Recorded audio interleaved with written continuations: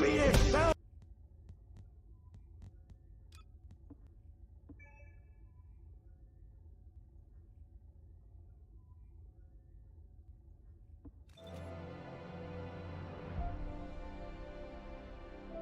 guys, how's it going?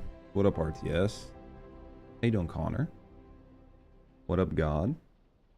How's it going Thebe? What up Aishan? How's everybody doing today? Well, hello there. Yo, what up Wolverine? How's everybody doing? Everybody having a good day?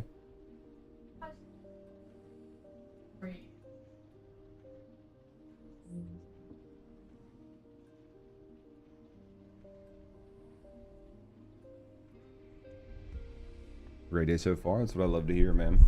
Love to hear you guys are having a good time, good days. It's always a good thing. Waiting for me to get on. Dude, I almost didn't get on today. Almost didn't get on today. How are you guys doing? What up, Dryden? 어서 오세요, 계승자. What up, Cheryl? You almost kicked a baby too? Sometimes you just have to do that. Starting up TFD? Nice, mate. Nice. Hopefully you get some fun stuff to grind. What up, Ecto? Hey man, sometimes babies just deserve to be kicked. I mean, there's just no two ways about it. Sometimes it just happens, right? Did I like Fortnite? Yeah, I played Fortnite for a little bit. I didn't think it was bad. It was a lot more fun with friends. I definitely had a lot of fun when I played it with like friends and stuff. You get the Razer? Yeah, I saw it in the Discord. It's not a bad mouse. The one you were looking at is not a bad mouse. I think I have one, but I have the wireless version. I have like 7 Razer mice. I don't know why I bought so many. I just kept buying them because I like different. I wanted to try different mice.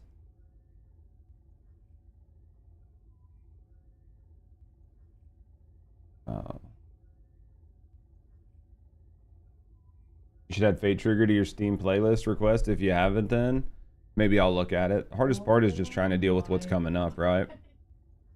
You wanted to see him smile, though? You risked it. It was dangerous. That was dangerous. Starts on the 24th. Oh, there's no way I'll be able to play it on the 24th. Because like 24th is what? Like 24th is when the update comes out. Well, it's when the demo comes out, right? Yeah, the demo for First Descendant comes out on the 24th. It's like First Descendant but Fortnite. We'll give it some time and see if people actually like it. I'm really careful to jump on trends because like half the time, well, like look what happened to Mecha Break, right? Like Mecha Break fucking fell off a cliff. Knew it was gonna happen. That's why I didn't bother to touch it. I mean, I know a lot of streamers played it, but that was because they all got paid to play it, right? Anime Gooner Shooter. It's probably not going to do very good then. It's probably not going to do very good. Anytime like gooning is part of a game, it kind of, I don't want to say it's like a nail in the coffin, but it's definitely going to make it to where it's not going to have like really broad acceptance. Yeah, Mecha Break got like the big dip. Yeah, I think that's probably, yeah, RIP Subnautica 2. Yeah, I saw that. That sucks. I was really excited for Subnautica 2. I think that dip really comes from influencer marketing. I think that influencer marketing, if you do it right, can be used to get a lot of eyes on product, which is really great and gets a lot of people to try it. But at the end of the day, if your product is just shit, then no matter how many eyes you get on the product, people are just not going to play it. You think it's because PvP is a niche gaming market? I really do think so. They went nuts with monetization. I heard the monetization was pretty rough on it too. Yo, Crafton wins. Crafton wins what? Are you talking about like the lawsuit or whatever? I think that like PvP games, I'll tell you what I think about that. Fucking killing me, have to work this weekend too. Why are you working so much, Bunny? Oh, because the manager's gone. Manager's gone. I forgot about that. Well, hopefully it's not too bad, though, dear. Hopefully you're at least getting some downtime. You're not, like, wrangling too many heathens. Everyone's on vacation and the other girl's sick, so you're doing it all then. Fuck that. Shut the doors. Come back on Monday. Well, hello. What up, there. Holmes? Just tell these bitches, fuck it, their hair looks fine. Get out of there. Come back next Drinking out of week. cups. Being a bitch. Bumby carrying IRL. Here's my view on PvP games and why I think PvP games don't do well anymore. Okay? So, well, it's not you that's getting the fine, though, so it doesn't matter. Here's my thought on PvP games and why I don't actually think they do well anymore. So, when, like, I'll say when I was in my early 20s, where's my camera? Here? So, when I was in my, like, early 20s, it was, like, really when... So when I was in, like, my early 20s, it was really when multiplayer gaming was coming into its own. It was just starting to be a thing. And there wasn't a lot of it out there. There wasn't a lot of games doing it. You had Call of Duty, you had Halo. Like, that was basically what you had. Those were your two games. There was, like, Rainbow Six, and there was all these other games, like CSGO. But they weren't really, like, mainstream games, and consoles were really leading the charge. Because before PC gaming really had a giant uptick. So, a lot of people were playing these games. Too much screen, it's annoying to play and watch. I could see that, Jen. Like, if it's not good to watch, then that makes it bad. So, like, when all this was happening, you were playing games, you were playing with your friends, all your friends were playing games. Everybody you knew was playing Call of Duty or Halo. Like, you were getting off work, that was the game you were playing. Oh, my chat thing's not up, thanks. I turned it off because I was doing some recording. What up, Vol? That's where we're going with it, Palms. So like back then, you could talk shit to each other, you could have fun, but, like, nobody cared what your KD was. Nobody cared how well you did. Your friends didn't care if you were winning or losing. Like, nobody got mad if you were using off-meta guns. Nobody cared if you camped. Nobody cared what you did. You basically just got on and you had a lot of fun with it. And you and your friends had fun with it, and it's all you talked about, and it's all you joked about, and it's all you memed about. And it's all you talked about when you were at work, and then you came home and play. And now, because mix PvP maps, and now it's just mixing both PV and PvP. See that? So where I think it kind of, like, got fucked up is over time, once the internet was, like, once multiplayer gaming got to be more popular, and then they started looking at esports, and then because, like, internet speeds got faster, more and more people could stream, more and more people could watch streams, more and more people could watch YouTube videos, and everybody just wanted to have a job, which was sitting at home playing video games. So everybody tried to get really good at these games. You started getting, like, the sweat culture. You started getting, like, all of these terrible things, and the games just became very toxic. And the only people that really enjoy that type of mentality are kids. Didn't know women don't compete against men in esports because women have slower reaction time? I didn't know that. I didn't know that, Z. Game also flipped player expectations from the beta. They put a bunch of PV. And while they showed it was going to monetize their vacation, battle pass, and cosmetics, players earn cash to fund upgrades. Now, that's all changed. I'm not even sure there's any PvE left. Oh, I could see that. What up, Hangy? I could see that, like, pissing people off. Especially, like, Div 2. Yeah. They tried girl versus guy once CSGO. Girls got completely crushed. That's interesting. That's good to know, though. So what I think ended up happening... I could see that, though, Z. Like, if it's true and girls have, like, slower reaction times just genetically, then... And that probably happened from, like, years of evolution, right? Like, men needed to have faster reaction times because they were out hunting and gathering, and women needed to have, like, better hearing and things like that because they were staying home, they were raising kids, they were doing other things. So, I mean, it would make sense that those things are accurate. If you're too good in PvP... then it's not good for you, for your personal experience. I mean, if you're good for PvP, well, that's the thing, like, the game changed. Like, PvP changed to where, like, sweats get put against sweats, and it's just not a really good experience. I think to like close out this topic before I start gaming, I think realistically what happened is as sports and esports, yeah, there's going to be serious issues with that kind of stuff when it comes to that community, Z, for sure. So to like close this out, I think what ended up happening is PvP is in a position now to where your average gamer doesn't enjoy it. Because what ends up happening is your casual players don't have fun anymore. Because as soon as they become anything more than casual, they get put in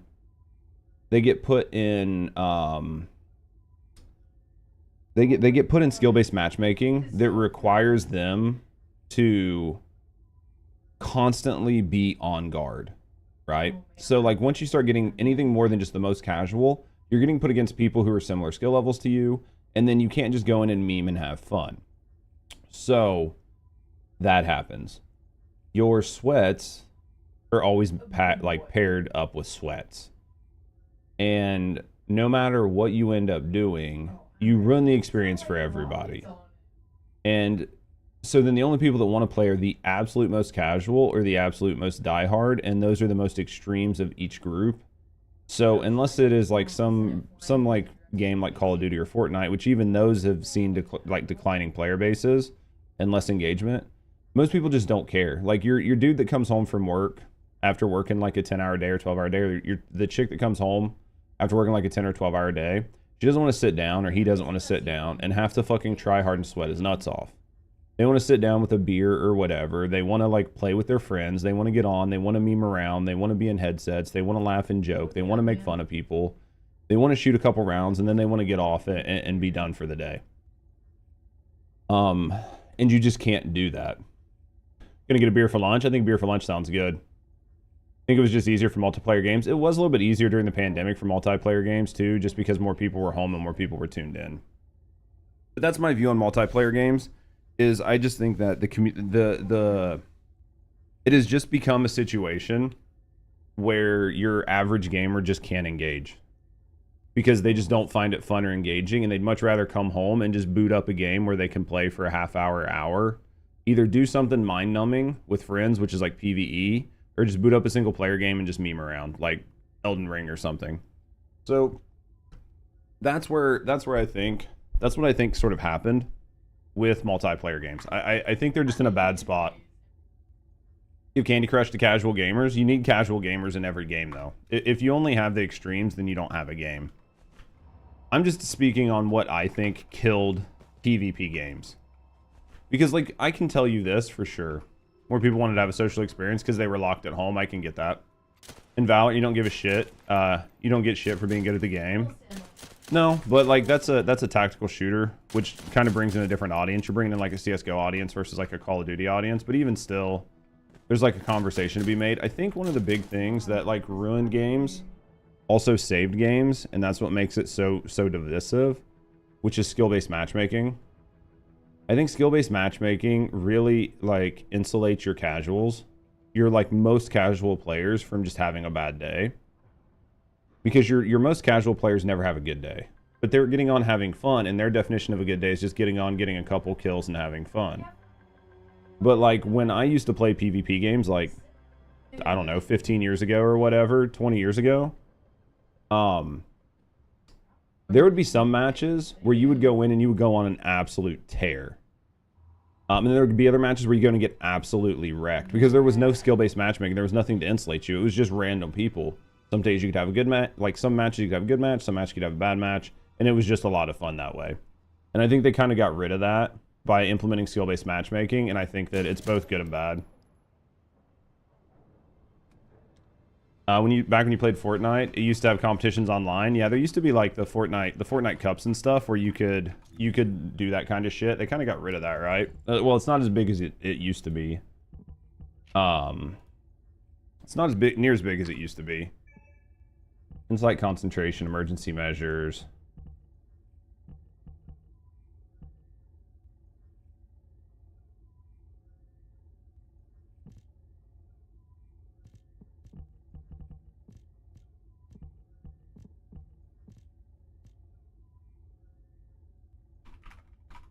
80s and 90s were not for casual and simple. Disney, Lion King, Hard as Fuck, Splinter Cell, Contra, all now. People want it is good games and stream without any effort, and that's your opinion. Oh, for sure.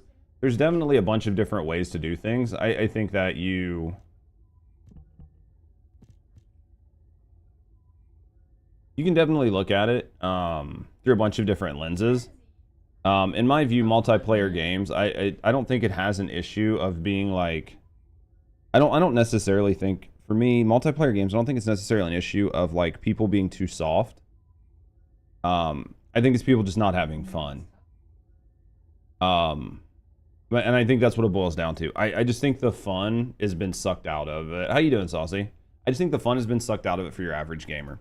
I think your average gamer used to, just like I said, come home, mess around, have a good time, meme, and then get off for the day and like have fun, mess with their friends. And now it's much more of like come home, sweat your nuts off, and try to get a couple kills, and then just feel bad about it. And people just don't want to do that. You didn't read it, you were screwed. Oh, absolutely. I mean, there's definitely times where gaming was much different. We're gonna have to.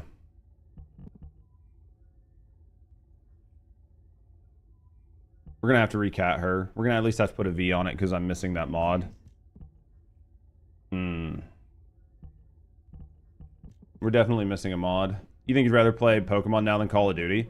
I mean, you'd have a hard time paying me to play Call of Duty. Yeah, that's Rusty. She's playing next to me. She's streaming right now. You're perfectly fine.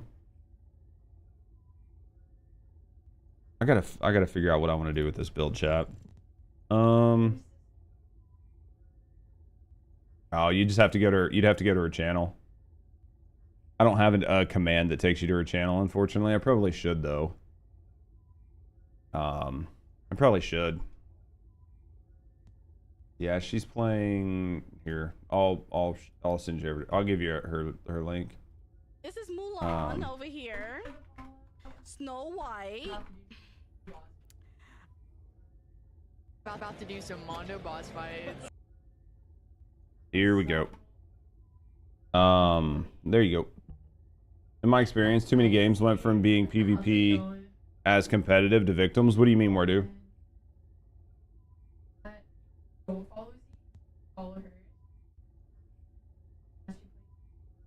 Alright, what are we gonna do here? In my experience, too many games went from being PvP as competitive to victims. I'm not gonna say I disagree or agree with that, I just don't understand it right now. Absolute zero, we're gonna keep on here. Range, let me see what we can do here.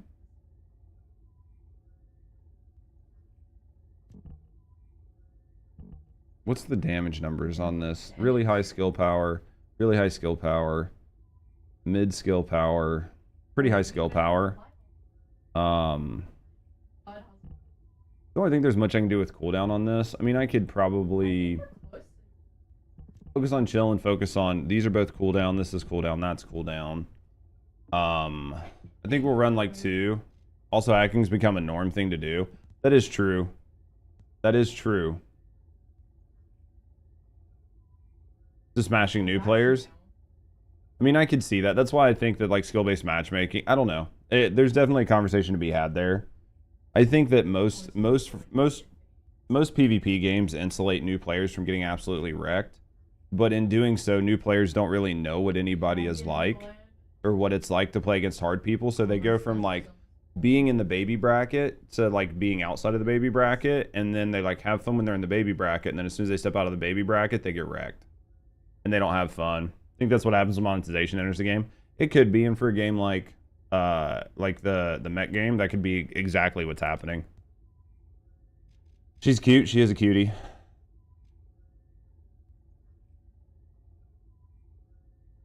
People praise them. Praise this. YouTube is full of tutorials selling hacks. We're just gonna have that in every game. I think if games wanted to stop it from happening, they could stop it from happening. They would just have to spend money, and most of them don't want to spend money, and they want to blame other things.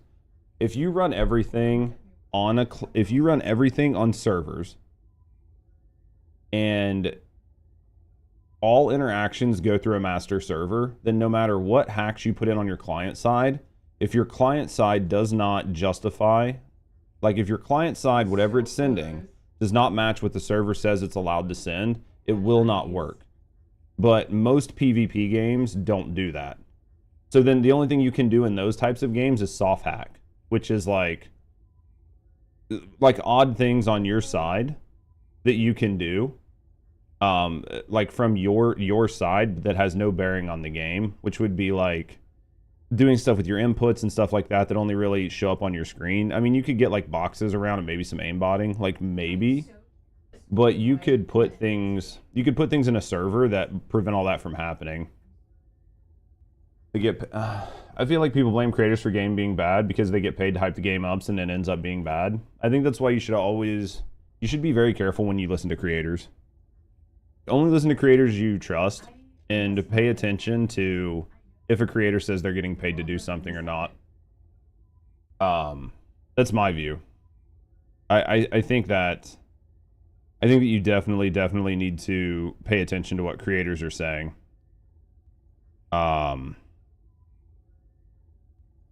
I think you definitely have to pay attention to that. Oh, you don't have it, any issues with First Descendant? They wouldn't dream of paying us. I mean, not us. They're going to pay other people, though. I mean, the market games, this market, games are getting expensive, so reviews do have an impact. I mean, if you have a set amount of money to spend, like if games continue to get more expensive, then people telling you a game is good or bad is going to have much more impact. That's why knowing and understanding the reviews and the reviewers, and if you can trust what they're saying and them fully disclosing what's actually happening, is going to be a big deal. You need to be able to trust the people that you need to be able to trust the people that are reviewing shit. I would gameplay because I like it, not because someone else said it was good. I mean, I'll definitely listen to certain people. What up, Crazy? And get their opinions on things before I buy it, especially if they put time in it. I definitely think it doesn't hurt to see sort of what is out there. Right? It doesn't hurt to see what is out there. What up, Ashman? I don't think it hurts to see what's out there, but it's good to have a little bit of information. All right, what do I want to do here? We've got cooldown. I could maybe, I probably don't have cooldown for this. Actually, I don't think I have a cooldown. I have cost and cooldown, but I don't have critical hit. Chill power boost. Singular power boost. Man, it's like, do I really want to go farm all of these reactors? I mean, I'm probably going to have to.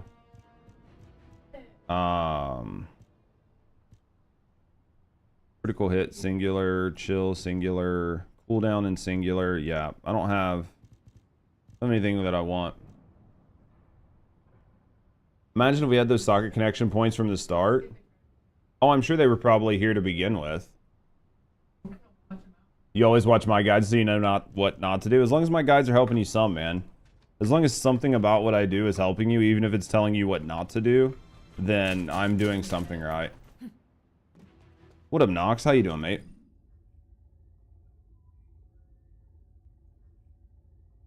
So I'm like dragging my feet on this. I'm just trying to figure out what I want to do. There's not really much I can do with cooldown here. What is my cooldown? It's probably pretty high. Skill cooldown, it's at 8. You want them to implement a trading system in this game? It's coming, right? It's coming in a couple months. We just don't know to what extent. We don't know exactly to what extent, but arm critical hit damage and skill critical hit damage 6%, a 30% chance, up to 10 stacks. She inflicts frostbite on her skills, right? Yeah, that gives frostbite. That's frostbite.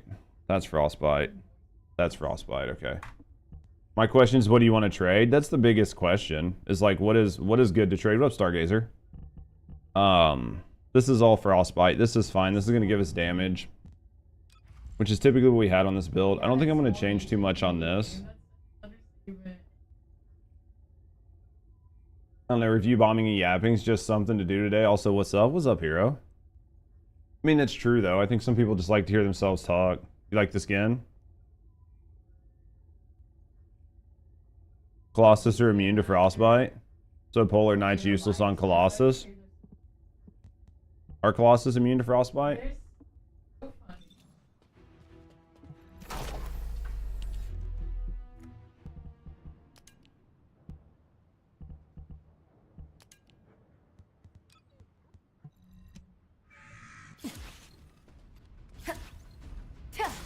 얼어붙어라. Yep. You're enjoying Mecha Break and people are just trying to ripping it just to rip it. Well, that's what we were talking about before. Some people are really enjoying it and some people aren't. So you're welcome. No, that's good news, man. That's just something real quick and easy to look at, right? So for this, so for Paul, yeah. So if you're gonna bust Colossus with it, then you would just go cooldown and cost reduction. Regular enemies, it's gonna be fine though. I'm sure it works fine in Purge still too. DA's fine. MP, focus on singular, focus on chill. What's our battle? What content are we building for? This right here will be for probably... This will probably be for just mobbing. And it should work all the way up to Purge. It's just going to be a little bit hard hitting. It's not going to focus on speed. So, use Hunter 4-piece for Colossus. So yeah, you can use this in anything up to Purge. I mean, it'll do fine. I mean, found a way to get her range up. Her range up. I mean, her range is almost max here. You guys are using Slayer on Purge, 2-piece Hunter, 2-piece Mage. I can see that. Depends on if you need to spam.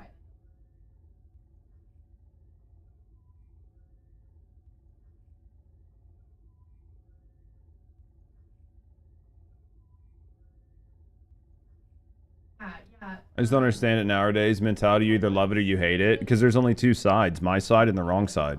Nox. That is basically where we're at in the community. Like, in the world. There's only two opinions. There's my opinion and the wrong opinion. And that's the way it works for everybody, right? She's a bit soft with all 4 pieces of Polar. What up, Scene Nerd? Yeah, we might rip Polar off of her. I mean, Polar was fine, and Polar still is fine. I mean, at the end of the day, all these builds are going to start looking like everybody else's build as more and more people get really good at making builds. There's only so much. There are 3 sides to all story? No, there's 2 sides to the story. There's 2 sides to every story. My side and the wrong side. Except Void Challenge for the Maiden. I can see that. Frostwatcher 4? Is the gun? No. The gun's terrible. There's mine and the truth. I mean, that's basically, like, when I say there's my side and the wrong side, that's from everybody's perspective. There's, like, whatever your opinion is the right opinion, and any other opinion is the wrong opinion. And for a lot of people, there's no, like, gray area in between, and there's no room to have a discussion around that, and to talk about it in, like, in like a creative or constructive manner.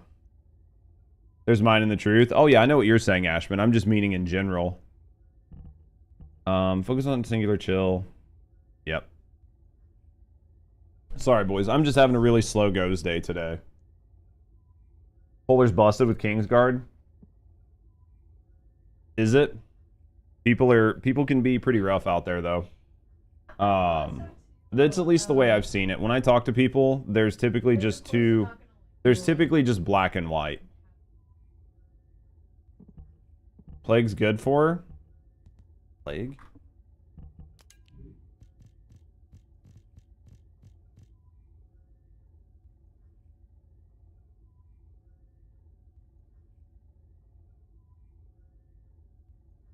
Plague ain't gonna do anything for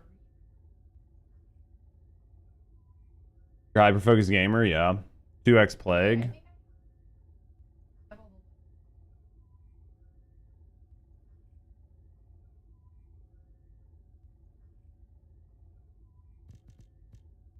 Let me see what I want to do. Truth is out there, but so are the lies. Oh yeah, 2 Plague, 2 Hunter. You could go probably 2 Plague, 2 Hunter. I think Hunter's cooldown. Right, I think Hunter's cooldown. You go cooldown, 4%. 4% with a little bit of singular. Plague's gonna go for singular, which, I mean, you're gonna be better off with singular over mage. You drool at higher crit damage always. Oh yeah, I love higher crit damage. What do I want to do here? We've got to go catter anyway. I'm just dragging my feet because I don't want to go catter. Yeah, I'm like really dragging my feet today, guys. Sorry about that. We're gonna have to cat her. Put the other crit mod on here. Skill expansion's fine. I could go for more range if I really wanted to. I could add max range at the minus 20% skill power. That mobbing tier list was good. Did you enjoy it, Dr. Zeus? I could go with max range here. It's going to lose 20 skill power modifier, but she's got so much skill power on all of her attacks that's really negligible on her build, right? Like it's very, very, very negligible in what you would be losing to be able to hit cap range. Let me find one that's like an easy range. We'd be able to hit 25 all the time, right? So we'd get max range on her for very little. Because like right here, she's at 3194, right? And if I put max range on here over here, we're gonna go from 3194 to 3174. Comments saying Jaber's higher, dude. I haven't even read the comments yet. Do people think Jaber needs to be much higher?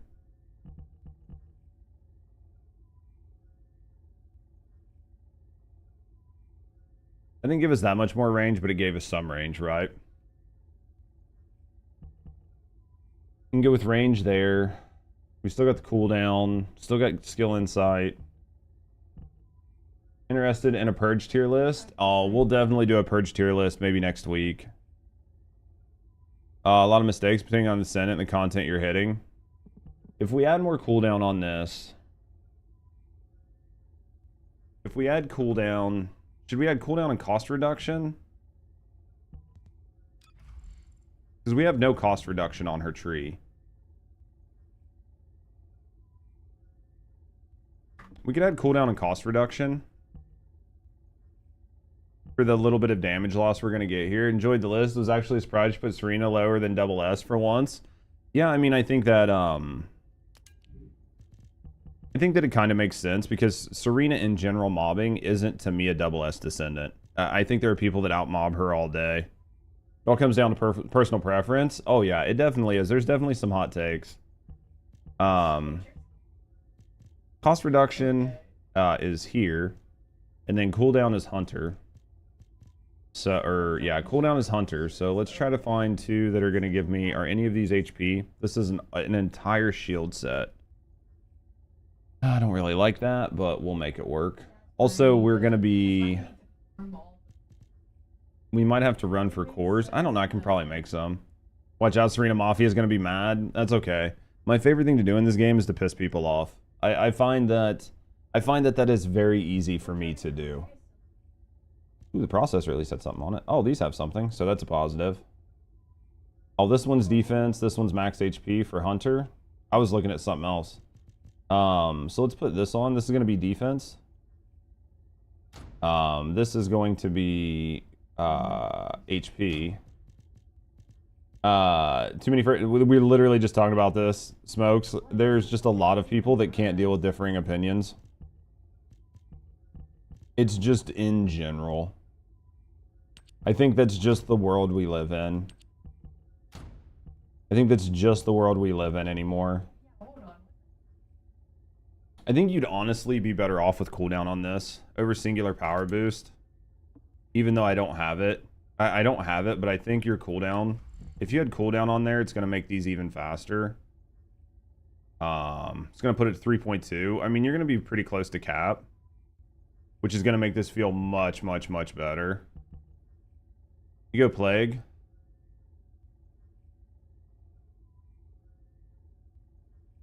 You're just going for that extra little bit of damage. I mean, I'll try it and see. I mean, you're adding a little bit more damage or a little bit less cost.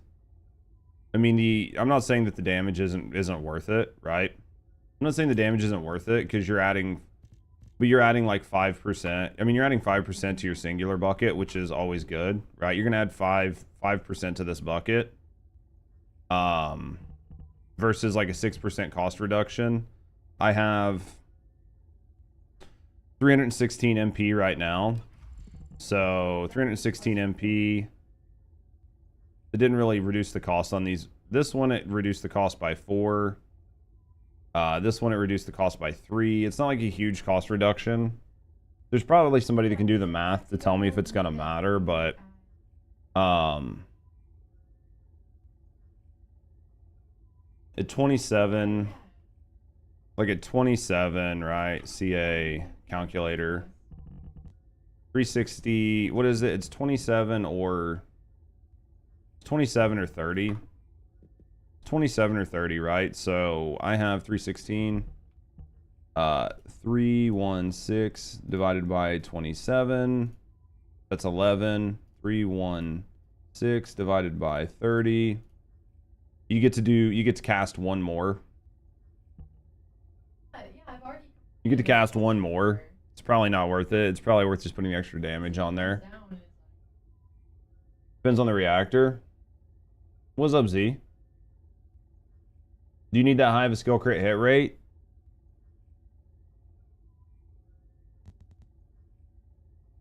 Here's the thing, right? Like, so the question here is on her skill crit hit rate, right? So,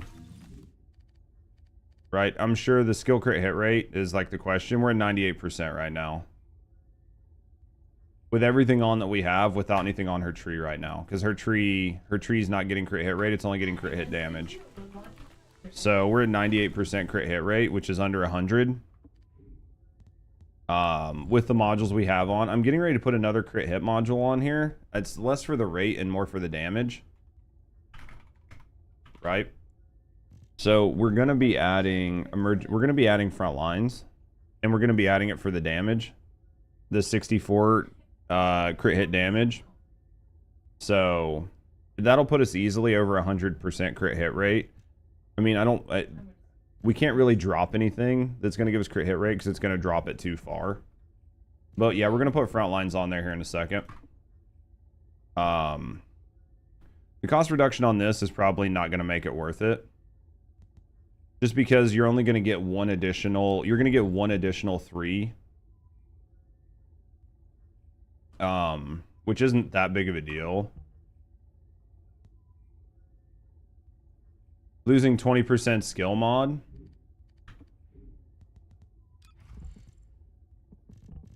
Is that all the, like, we'll double check it. I'm fine to double check stuff. So for the range on this, we're at 23.3, right? We're at 23.3. If I put this on, yeah, it's basically a net gain of nothing. It's basically a net gain of nothing, so you could leave it off. Like, that's, yeah. So it's basically a net gain of nothing. You're losing 20, but like, you're losing 20 on 3,194. So like, if it would have gained more range, then I would have left it on. Because the loss of 20 on something that's hitting this hard doesn't matter. But the range doesn't matter. Like, that range wasn't enough. So I think we're fine here. We're gonna put critical up here. I'm not gonna add another range mod because it's not worth it. It's not worth it for another range mod. We're gonna add the more damage, and we're gonna leave this on, so that's fine. For this, can you drop range mods? I mean, I wouldn't.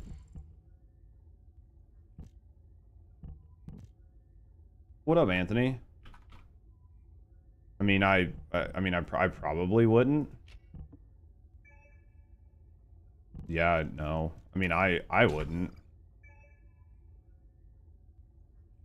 That's a big decrease. That's like a big decrease in range, boys. From 10.5 to 10.5 to 23. Like, there's no way I'd drop a range mod. Why'd you drop a range mod? Just looking at it, but there's no way I would. You don't use dangerous ambush? What are you enjoying on it, Scene?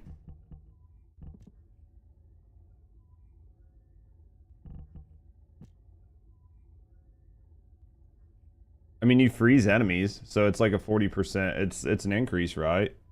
Range is mandatory. Yeah, I'm pretty sure range is mandatory on her build. Viesta time. We're looking at it, listening to chat, seeing what everybody's opinions are, seeing what everybody's thoughts are before I go in and catalyst it. I'm pretty sure I know what I want to cat, but we'll definitely listen and get some people's opinions before I go through the effort of making the changes. We'll have to change some stuff up to run it with Brave on content that's like a little bit less.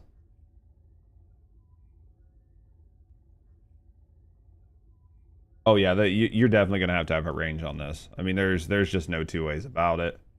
We go with cooldown. How much is 4% cooldown gonna net us? I bet that 4% is not really gonna matter that much. You're gonna get more out of the cooldown.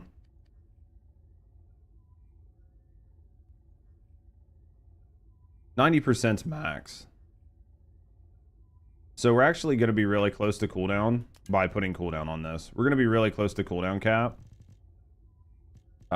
Just urge people, you have range, enduro, and skill tree. You don't have the mods. Personally, haven't used it.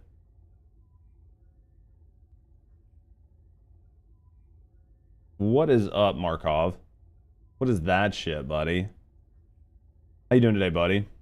Is Viesta good with the last dagger? I mean, everybody's good with the last dagger, right? I mean, like, everybody's good with the last dagger. Firebrand for range endura. I could either go with that or I could go with cooldown. And then I don't have to worry about this.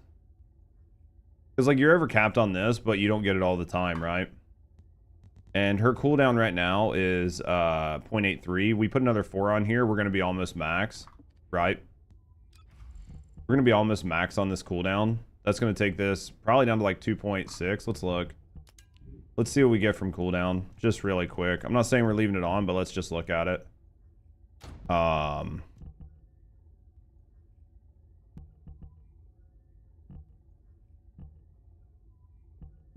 We already had that on there. I'm an idiot.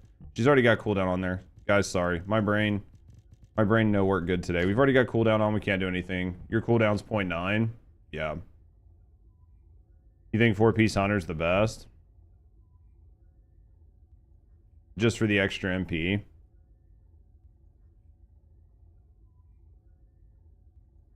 MP recovery, MP out. When current MP grants arcade firearm attack -12.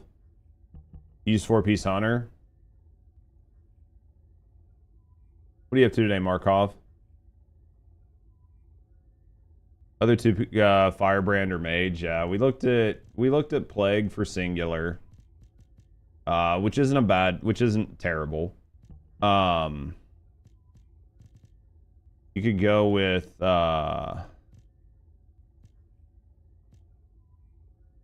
skill conservation. Using skill conservation just to get the extra MP. Yeah, I mean Plague's pretty good just because of where that's going to go. Yeah, Plague's really good just because of where the damage is going to go. Here's the thing. Let's think really quick. You need 2 HP mods? No. Let's think really quick, guys. So, be safe and go with the Brave set. I mean, I'll go with the Brave set for some other stuff. So, here's we don't run HP mods here. Ain't no reason to run HP mods. Just don't eat damage with your face. Just don't face tank, and you don't need to worry about like your HP, right? Like basically don't face tank. So here's the thought here. I think our cooldown that we can get from our reactor is what, like 8 seconds? 7 seconds, right? So we can get 7 seconds from our reactor. Is that HP to the externals? Exactly. So 4, we would add 3. So if we add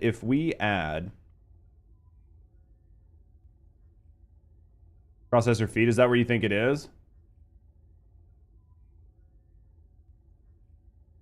That's an interesting person you just built. So if we add cooldown to our reactor, right? If we add cooldown to our reactor, we're going to get this to 8.6.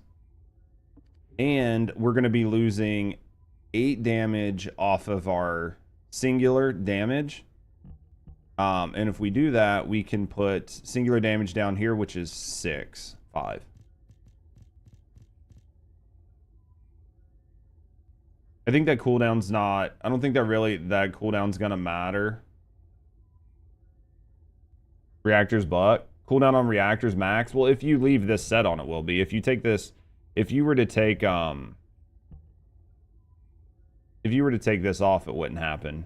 Right? Like, if you were to replace this for damage, then it wouldn't happen. Yours is your cooldown crit. Yeah, so that's putting you at 100% cooldown. Or 90%, right? Because you're getting the additional on top of it.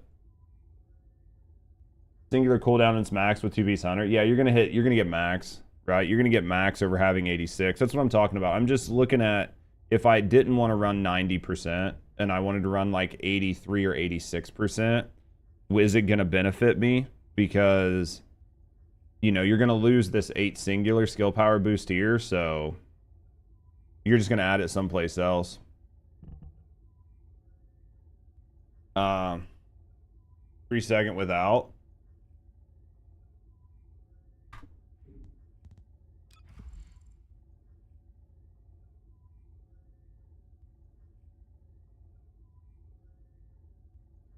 Yeah, it's going to take it down to what, an even 2 seconds, so you're going to add an entire second. So yeah. So basically this just needs to be swapped out to cooldown. And then you're gonna have 100, or you're gonna gain a second, right? You're gonna increase your uptime on this by quite a bit. You're gonna increase your uptime on your 3 by quite a bit if you do that. And then because you're gonna get it down to 2 seconds from 3. No downtime to freeze the enemies. You're still gonna have some, but you're gonna get this down to 6 seconds. You're gonna get that down to 6 seconds. This has cooldown up here. This is basically the tree that you have with no leftover nodes. You're going to get a little bit of range, a little bit of cost reduction. You're going to get this cooldown node here. You're going to get this critical hit damage. And you're going to get chill cohesion here, which is going to give that. That's what we're getting ready to put on. I think, or we're getting ready to put on emergency measures or frontline. Whichever one we're missing. Basically, I think that you go with cooldown here, plus everything you've got here. It's going to get you really close to 100%. You're going to gain 3 more points here. You're going to be at like 86.8, right? There's like no way to get it to... Well, maybe if you have a better one. Maybe there's a cooldown that hits 8. It's like capped. I don't know. I don't know what cap cooldown is on a reactor off the top of my head. I thought it was 7, but maybe it's 8. I'd have to find a reactor that I know is fully maxed. 7.4. Just put a cooldown reactor on just to look at it. What up, Sil, baby? I can just to look at it, right? This is 7.2.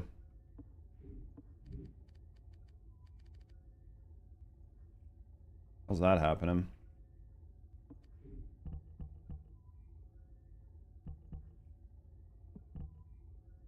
So that's going to max it no matter what.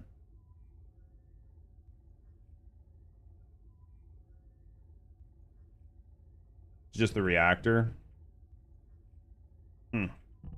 Interesting. Oh, we were adding 7. Never mind. We were adding 7. Ignore me. Ignore me. We were adding 7. My brain didn't know work right because we were at like 83. So plus the 7. That's going to put you there. You're going to need all of that. So that's fine. Let me put my other reactor back on for right now. Reactor's optional. And it was literally just me not doing math properly. Because I was doing it in my brain where I was going to take 4 off. you're not taking 4 off, then it doesn't matter, right? You're not taking 4 off, then it doesn't matter.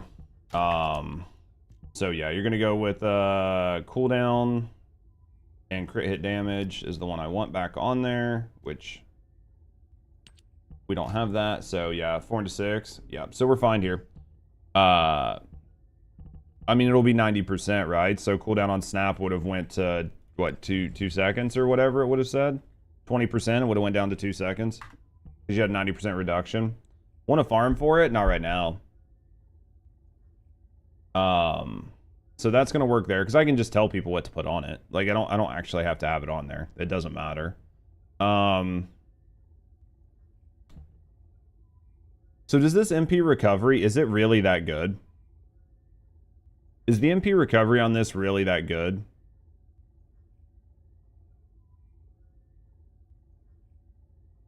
Like, does it really make this that strong? Absolute 0. She needs crazy MP. I mean, I know she needs a ton of MP.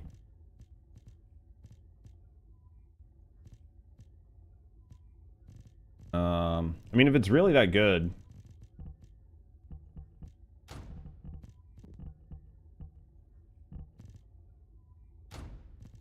Use Polar Night set. I can't put the cooldown reactor back on because I need the crit hit damage. If I had it, I would put it on, and that's what I would tell people to get is crit hit damage and the cooldown reactor, right? You just want to see the stats.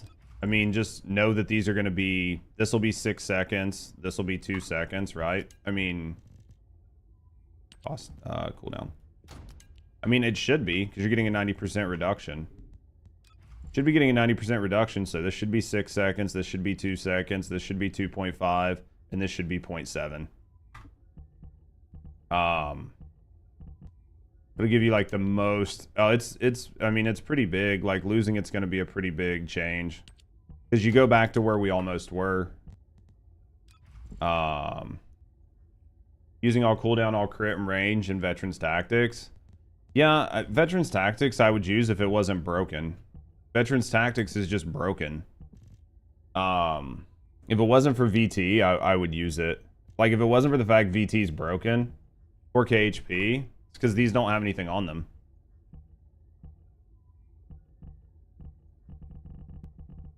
Works like 30% of the time, but when it does, they fixed it. When did they say they fixed it?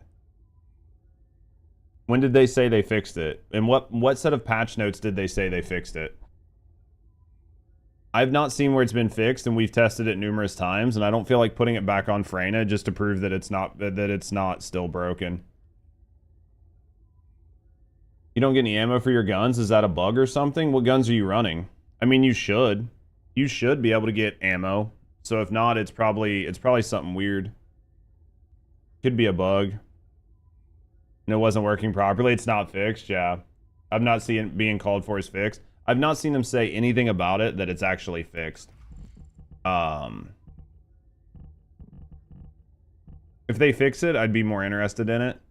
But right now, because you're immobilizing targets, this is probably going to be the best. Yeah, it's just unfortunately, Captain, it's just a bug.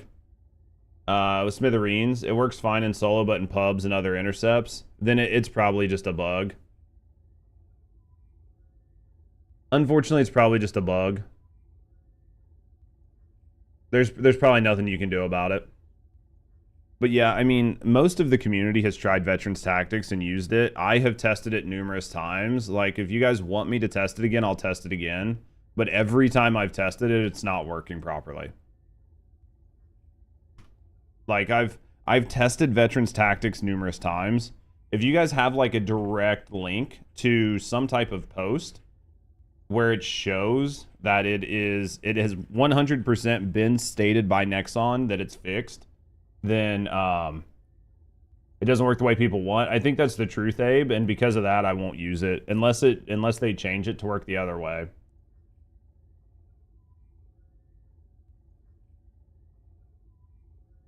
You're saying dangerous ambush isn't increasing your skill power? It resets the cooldown of a random skill. It's not necessarily on an active cool. Like, so if you read Veterans Tactics, so like if somebody like Biscuit's like, hey, this mod isn't broken, she's not lying, right? So like if somebody like Biscuit says, hey, this isn't broken, they're not necessarily lying. It says a random skill. It does not say a random active skill. So because it doesn't say a random active skill, it can hit any of your inactive skills, and that is very problematic. Try multi-talented.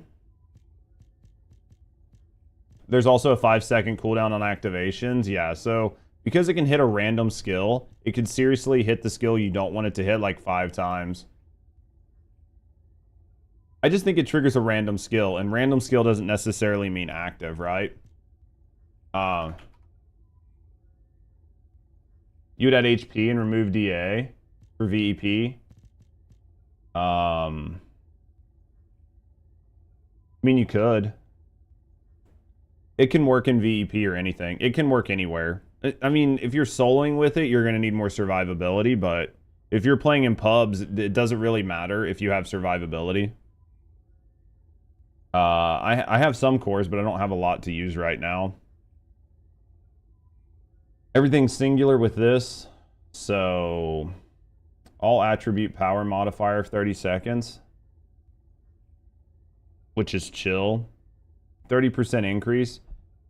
You only solo, so yeah. I mean, if you're only playing solo, then yeah, it's gonna make a big difference.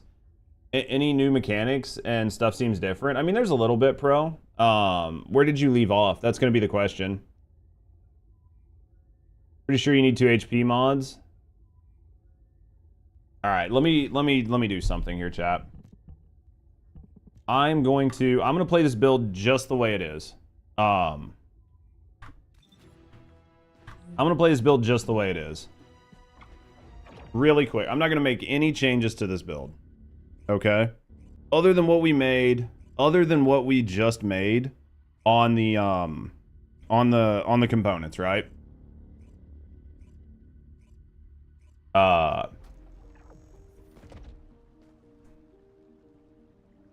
It's an attribute skill power modifier. Yeah, I get that. We'll look and figure out what we're gonna put there.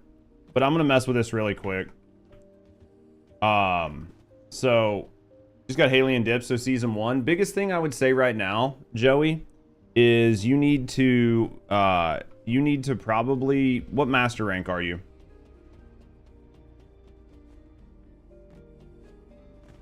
Yeah, that's gonna be the big one, is just what MR. What mastery rank are you? Because if you're high enough, you're gonna want to farm for Serena using this. What's mastery rank? It's this thing here, right here.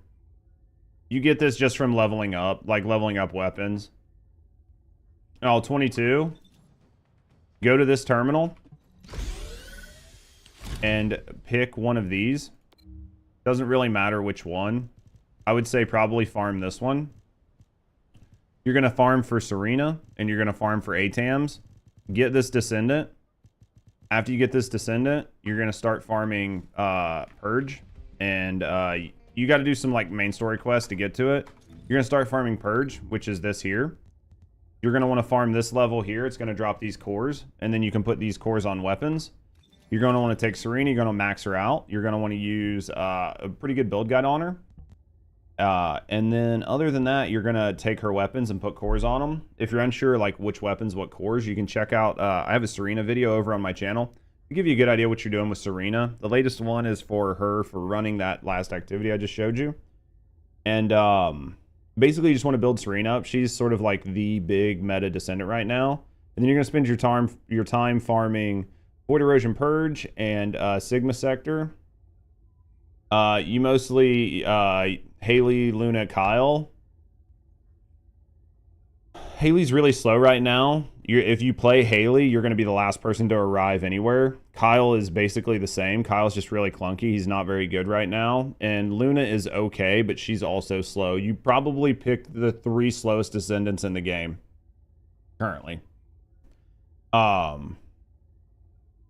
So, I mean, you definitely pick some of the slowest Descendants in the game. Yeah, to main. So, the other options are you can play, am I going to do a new guide? I'm planning on a Stargazer. I just got to figure out exactly how much I want to do. The last Descendant, basically. Yeah, you can definitely... She makes every gun Descendant do an insane amount of AoE. Sharon is the most broken... Or not Sharon. Serena's the most broken Descendant in the game right now. You can do all content with her. Outside of her, I would say go for Ultimate Bunny, who is very, very good. Or Inez. I would personally say Inez. But if you're going to be grinding for one new Descendant, I would just grind for Serena. And while you're grinding for Serena, there's a lot of different things that you'll be able to do to get your guns and get everything built up and ready to go. That's my view on that. Let's do this really quick. Purge normal. Freyna, start public. Or let's do this. You can do everything with Jaber too. I mean, technically you can. You just stand at the start and wait for everybody to finish it. Right? You just sit there and like play solitaire and wait for the big dogs to run the map for you.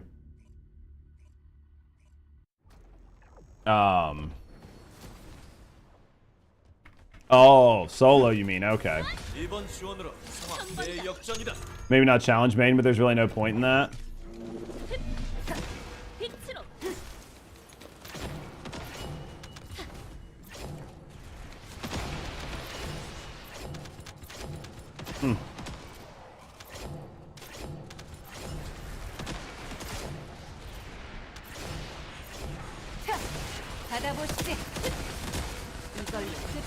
Which way are we going?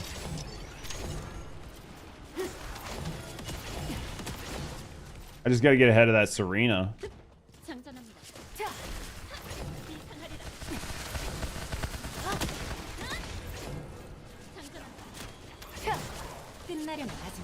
Just gotta get ahead of that fucking Serena, man. This map is interesting.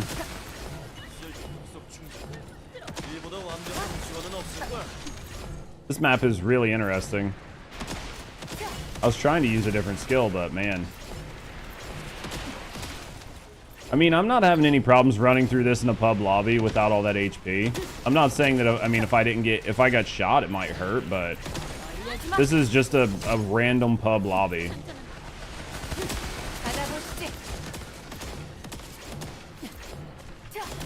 Right?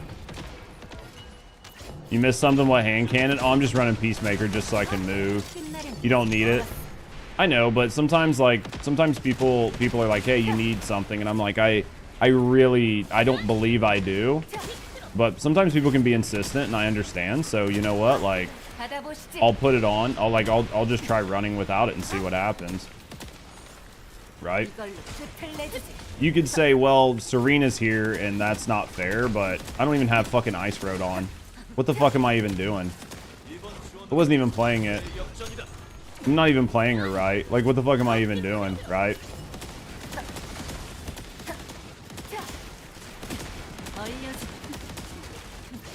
So, you don't play VS, so that's why you were curious? Yeah, no, that's why I did it. You hit sprint cap with 2 speed cores, there you go. And you assume in Conti you need to be fast. Basically, oh.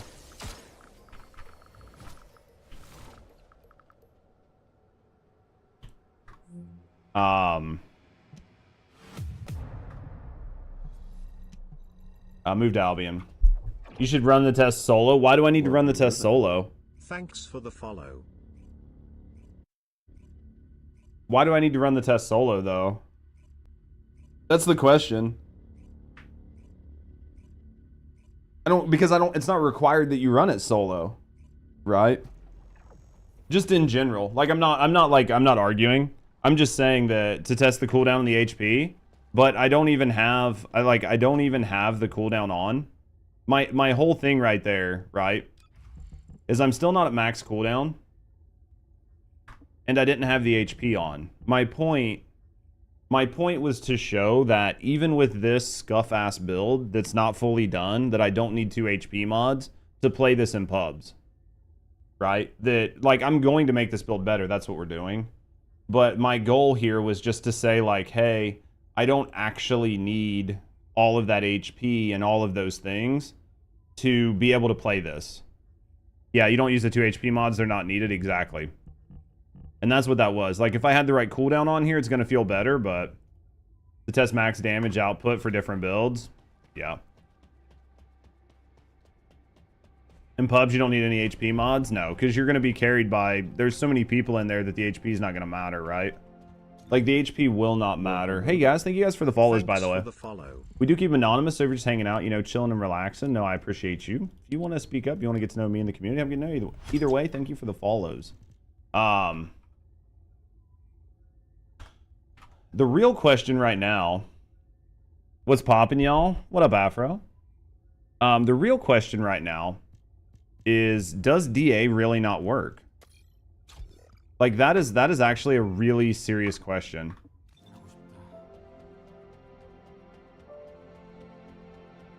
Does DA really not work on her?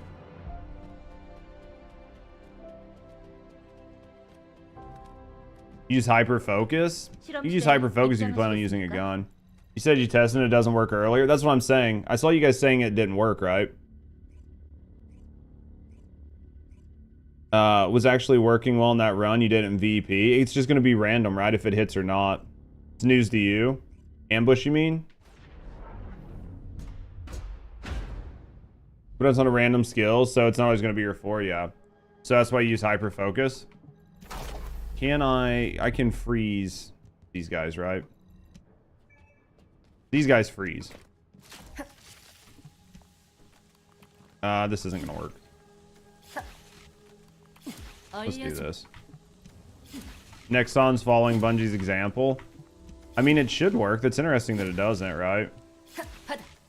Not always carried, though. Ran VSM, Frame, Bunny, End Zone, Pubs. Players are all running random descendants now in VP. Yeah, a lot of people are running whatever they want in VP right now. Because, again, it doesn't really matter anymore, right? Hard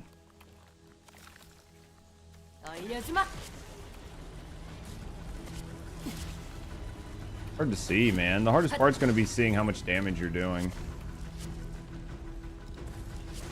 Hardest part's going to be seeing how much damage you're doing. Let's do this. Was that like 10-9?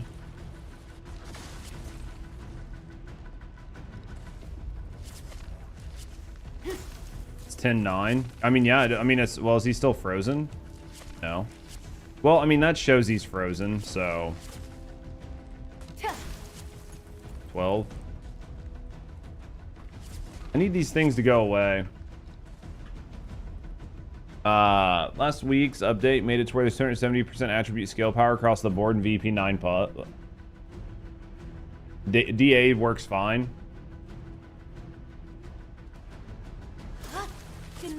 It's 10.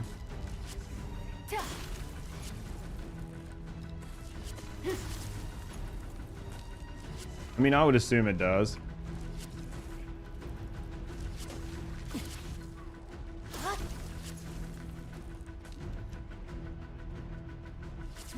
It's been like that for a while. What the changes? I mean, we're getting 10-9 no matter what. Whether he's like... He should be frozen.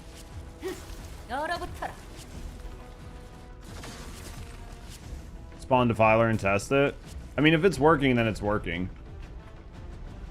Because I don't know if they... I mean, it doesn't really matter if they're actively targeting you or not, right? Like, in here, it should never be targeting you anyway, right? So you're going to get skewed results.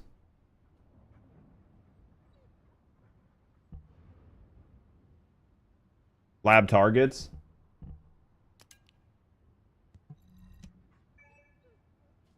Don't target if behind. Is that true? So if I just... It's 1.2. And then if I put this on it... 1.4. 1.2. Interesting. Just fucking... I hate the way shit works in here. What up, Sam? Critting today? Tier list? What up? What are you doing, Afro? Yeah, this is definitely a fucking... This is definitely problematic. Because it's 1.2 there. Without anything on him, not frozen or anything. You can't freeze him, right? Like, you literally can't freeze him. So, there's no point in even trying. It's 1.2 from behind. But he's not frozen. I would need him to be frozen to get the 4. Still salty about the tier list Viesa, are you? Is that what it is? Is that what it boils down to? Alright. I'm leaving. I'm leaving. We gotta go level up. We gotta go level up.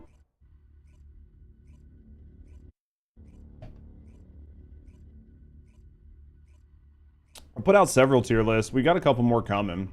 Jaber's like quadruple S tier. Like I said, if he's just sitting at the beginning not doing anything, maybe just like bringing people some soda, some water to cool off, I think he's great. I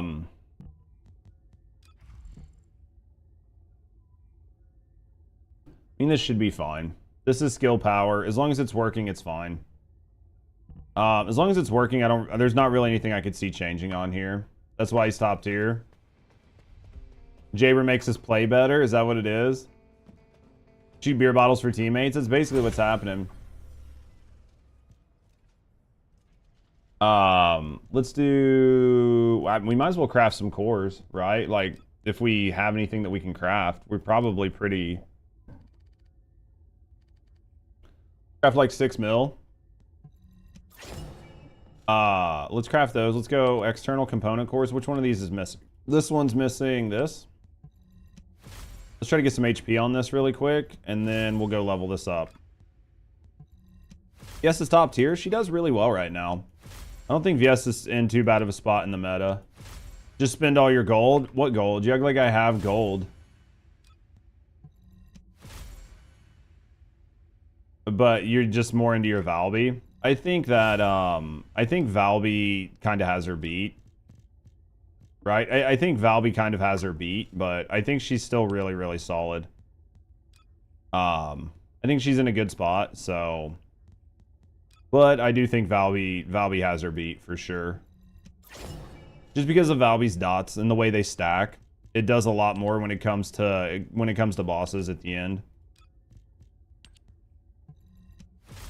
Valby's liquid. They should make Jaber into a vendor and refund everybody his cost and mats. You know he's probably going to be broken. So, like, we're getting ready to have 2 Descendants next month, right? We're gonna have Nell, and then we're getting a rework on Jaber. Jaber's probably going to be better than Nell. Jaber's probably going to be better than Nell, unfortunately. After the rework, it's probably going to happen. Jaber confirmed rework. They said he was getting buffed, right?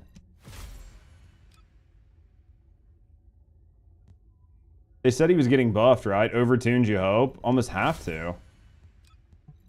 Just casually rolling max HP like it doesn't matter. You should see all the bad rolls I get off stream. Should see all the bad rolls I get off stream.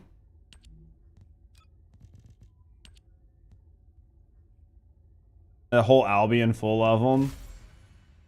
I thought it should be before Season 3. They said it's supposed to be... He's coming in the, what, August balance patch? So it just depends on when they do the August balance patch, right? It just depends on when they do it. If they do it at the beginning, if they do it at the middle, if they do it at the end. They just said it was coming, right? He was going to be part of that.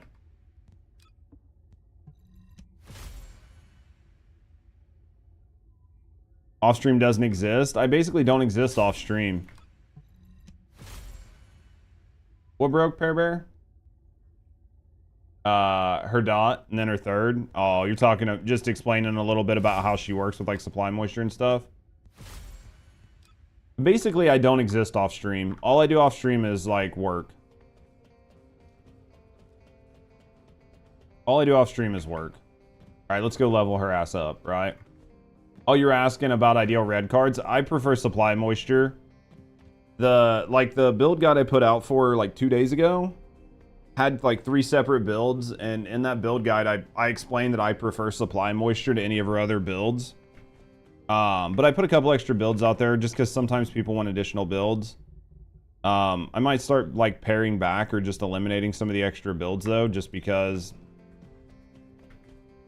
it's only adding so much to the videos. And I have like a ton of fucking videos that I need to get done, so. Bomb has a cute hands-on hip pose. I mean, some people just prefer cute points, right? Like some people just prefer style points. Some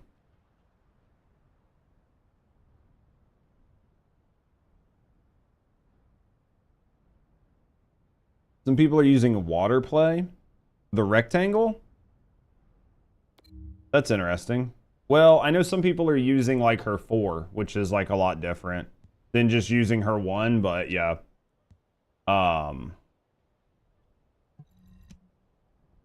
Right, like some people are using different things to try to farm, to like try to speed farm at like the top end. But those things don't necessarily always translate well to general gameplay, right? Must be great players? Maybe. Like water play since it goes through walls? Oh, for sure. Everybody's got their own way they like to play the Descendants, and I fully get it. I fully get it.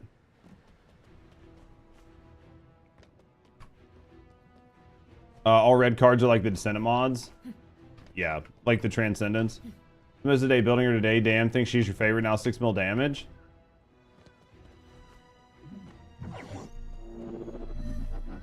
Who'd you build, Emmanuel?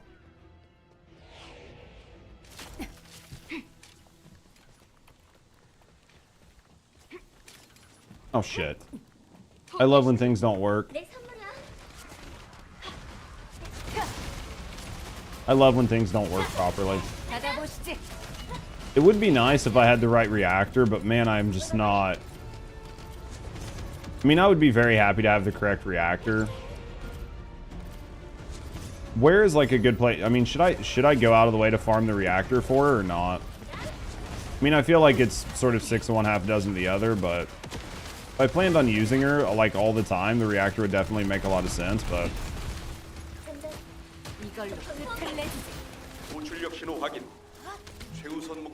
explaining videos would be good to do during your own ring grind. Really helped. You could help like for First Descendant players. Oh, definitely can. I mean, there's definitely a million videos that could be made. There's a million videos that could be made. It's just trying to fit everything in the day, right? It's just trying to prioritize. Like I could like not stream for a week and try to prioritize getting a bunch of videos out, but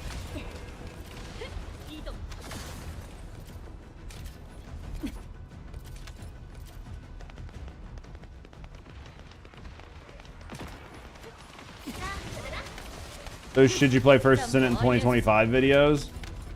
You need a Judge OF. You think so, Sam? Is that gonna help? You think that's gonna turn the channel around? VS is just too awesome, dude. She cooks. Don't run the game for others. With black toenails, is that gonna do it for you? I mean, I think that if you were to like see a should you play First Descendant in 2025 video right now, I would be interested to see what people have to say. I mean, they're definitely good videos for sure.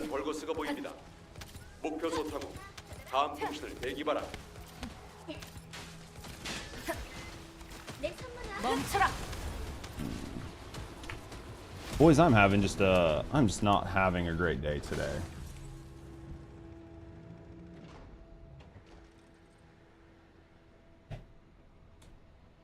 Judge OF win? Fuck.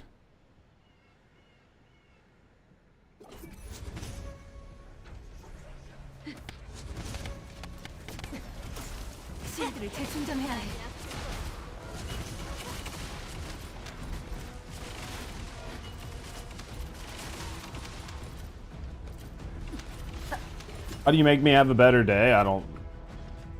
Sometimes we all have them, right? I think a lot of builds are suited to players and play styles as some. Oh, absolutely. I think it's definitely a lot of it's just going to be dependent on players and play styles. That's why making sure builds are made in a way I love gay porn. Thank you, God. I'm watching gay porn right now. I hate my job because I love That's why gay I think porn. that that's why I think that it's really important to make sure builds and build guides are created in a way to thank you, God. Like builds and build guides are created in a way to really help players understand what they're doing, so they can see if the build guide works for them, or they can understand the synergies in the build Being guide, a bitch. so they can ensure that they mold it into their gameplay. Right. Same of you, Judge. Ripped bottle of water, flooded your desk, one monitor broke down, take out trash, big rip all over the ground. Wasn't your finest hour, dude? That sounds rough. That's mostly for new players. Listen. You think so? Thank you, Sprit. You think so? You think it's only for new players? This stretch brought to you by our community and Fabletics. When you play a certain amount, you'll know how to play the build. I think you're giving people way too much credit. I think a lot of people that watch build guides are watching build guides because they need somebody to help them understand what they're doing. Stretching always feels great, absolutely. Because the counter argument to that, Sam, is if you know exactly how to play the build, and you fully understand the build, and you fully understand how to play the build, then what need was there for a guide for you to begin with? Because if you knew exactly how to play the build, right? You knew exactly what the build needed to do. You knew exactly how to play it. You knew all of the synergies. Then you would have just made the build yourself, and you never would have went to a build guide, correct?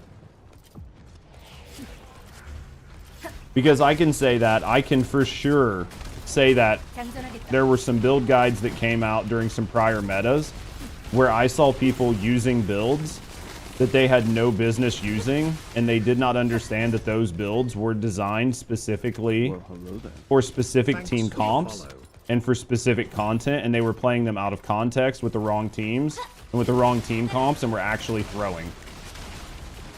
Personally, you're lazy, you just want to save time. I get that. I'm lazy as fuck too. Devs should fix it. I think they're probably going to try to continue to add more and more debuff resist on enemies. That way they can prevent broken builds from existing. I love building. Watch them everywhere. Compare, gather ideas. I think that a lot of people aggregate, right? Like when I used to play a lot of Destiny 2. When I used to play a lot of Destiny 2 back in the day, but I wasn't a content creator, I would probably watch everybody's build guide. Even if I knew exactly what I was doing, I would watch every build guide that existed, and I would listen to every word that was said, because sometimes people could explain something that I didn't know, or a synergy that I didn't understand.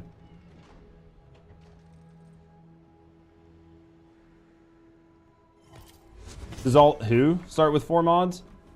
You do the same? You guys all do the same? Someone else can math for you? Exactly.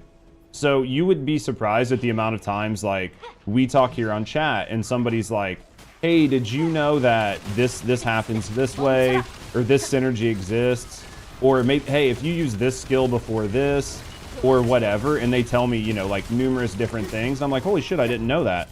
You know, I've got thousands of hours, you know, 1,000 hours, 2,000 hours in the game. I had no idea that those synergies existed, right?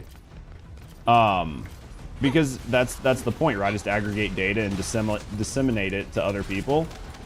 So, Dark Currents on Inez? Yeah, like if you don't know, you don't know. So someone explaining to you why the build works and the synergies in the build just helps you understand what's happening, even if you think you know everything about it. And even if you do know everything about it, there's going to be times you're going to forget, right? Being open-minded on builds. Well, I think that the expectation for people never to forget anything is just not possible, right? As like gamers, as people who have lives, who have jobs, who have other things you're working on, you have other responsibilities, you're trying to work on like a ton of different things, you're gonna forget some things about why a build works, or why a build functions, or why a specific component set works well, or why you put a very specific reactor on a build, or why a content creator told you to put a reactor on a build. Because just looking at it, it's not intuitive, right? Looking at it, you're like, dude, this makes no sense. But then after you go back through all the synergies, you're like, oh yeah, I know exactly why this was done, right? So I think having all that information in build guides helps people to remember things that they've forgotten. And maybe it's a waste of time to do it, and maybe I'm wasting my time building my guides in the way that I'm building them. But I think that a lot of players, are normal people, and normal people just forget things. Nobody has an amazing memory, and depending on how many things you're trying to juggle in any given day or week, there's a good chance you're gonna forget something because nobody's perfect. Still trying to remember your mom's phone number? I done forgot that shit. You gotta be smart enough to know what will work for you. Oh yeah. I'm like trying to read. I'm basically throwing. Your videos, understanding skill damage buckets was spot on. I'm glad that it was able to help out some people. There's things about knowing rules and then knowing when to break rules, right? The best people know all the rules in the game, or like smart people know all the rules in the game, but the best people know when to break rules. You ready for work? Yo, I appreciate you still. Thank you for being here, mate. Sorry if I missed some comments, guys. Just like was really deep in trying to make sure to get those thoughts out.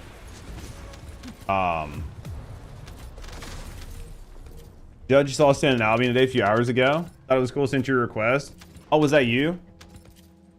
We've played before? Yeah, I was like probably busy with something, mate. It wasn't nothing personal. Like if you see me standing in town, I'm probably working on something. Yeah, I think Vlad's just burned out or zoned out by farming. Yeah.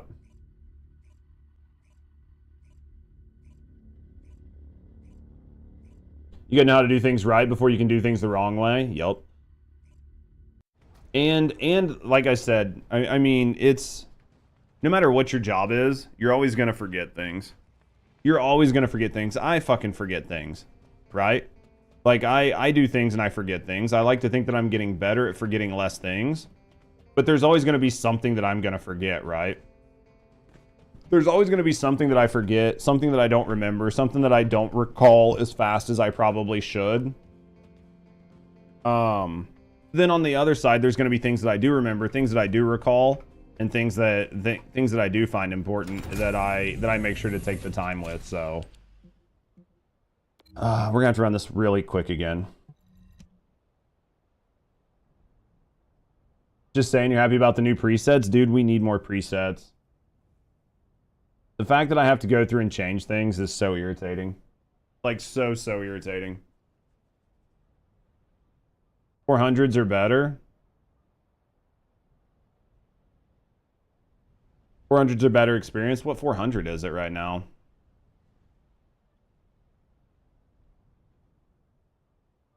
Without 400, or without presets, you'd always forget something. Not as boring plus mats, but it's probably not as effective though, right?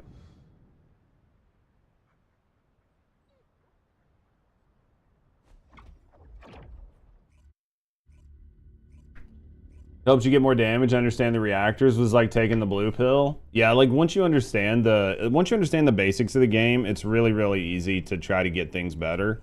That's where things start to become complicated. Fuck, I hit the wrong one. It doesn't matter. That's where things start to become complicated, because at the end of the day, people who truly understand the game, or people who are starting to understand the game, we're all gonna sort of like come up with the same things, right? There's only like one right answer. So what are you gonna do to make it to where your stuff is better than everybody else's? Did not mean to do this one. Doesn't matter. It'll still work. We only need to get 2 levels. Green numbers before you understood it. Time. I've worked on time. I have been first to the market on a lot of things recently, and I'm getting much faster at doing things. Much faster at doing things.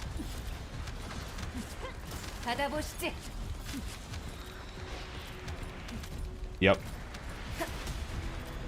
All while increasing the amount of hours I stream to try to capitalize on just getting more new people into the channel. There's always more to do, but I'm pretty happy with what I've been doing. I'm pretty happy with the improvements that I've made.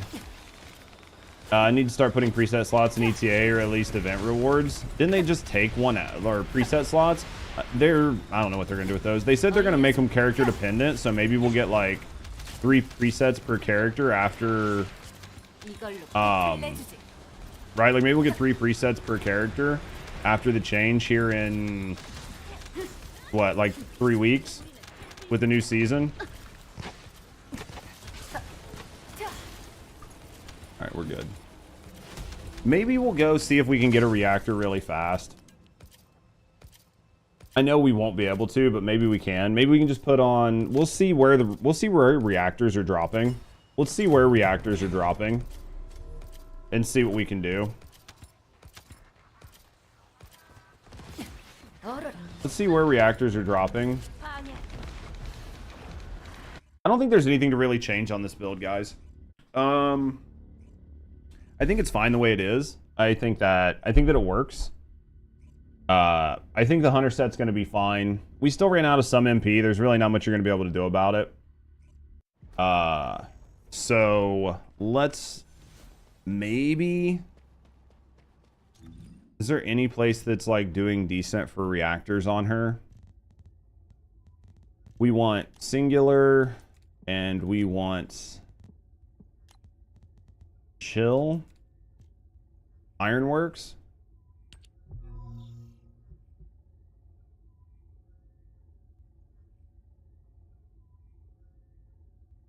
Fortress Outpost, is that her permanent one? It's fixed. MP Collector to save full hunter set and use a different 2-piece. Or you could just put MP Collector on her and just profit. Because then you wouldn't have to worry about MP at all. Versus that little bit of bonus damage. That little bit of bonus damage is only netting you so much, right? You could literally just put MP Collector on her. It's fixed. We'll head there in a second. I mean, you could put MP Collector on her, honestly. If you feel like you're still having, like, MP... Like, here, let's do this. You could just do this. And then you wouldn't have to worry about it. It's just... Especially if you have, like, the reactor and you're spamming, like, every second. It's just going to give you just a ton of uptime. Farm Sigma, because there's a lot of reactors. Yeah, but the problem with that is you're going to get a lot of junk. You're gonna get a lot of junk that you have to deal with. Let's do cooldown, which is like one we basically don't ever even put on here anymore, right? Cooldown, blue, and critical hit damage. 2 plague if you want damage. Full hunter if you want to spam like a maniac. Yeah, I think full hunter. I think you just go with more spam. Sigma drops like 9% in junk. I think that's the way that place is designed, right?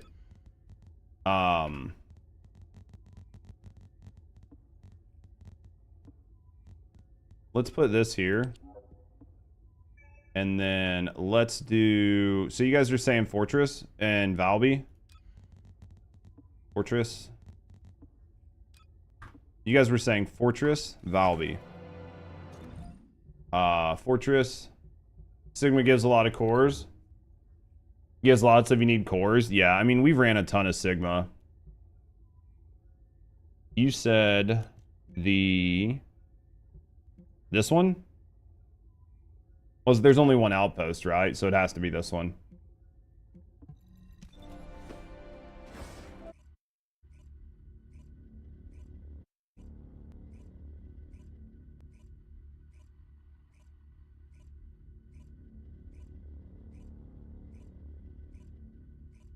Is that where I went?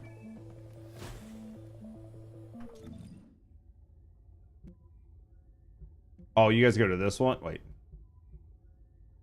Oh, there. Okay. What do you mean by softer? I mean, maybe squishier. Top right. We got it. We got it.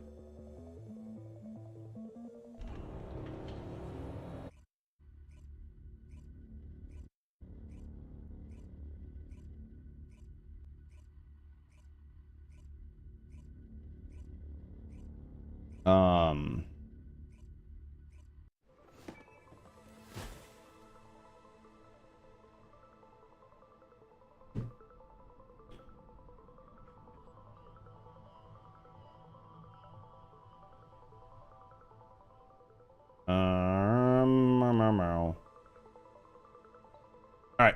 Here we go. You guys ready? Let's cook. Where's this bitch at? Outside? I feel like it's a little cold for Valby right now. I feel like it is a little cold for Valby. I don't know how you guys feel about it, but how you guys breaking shit?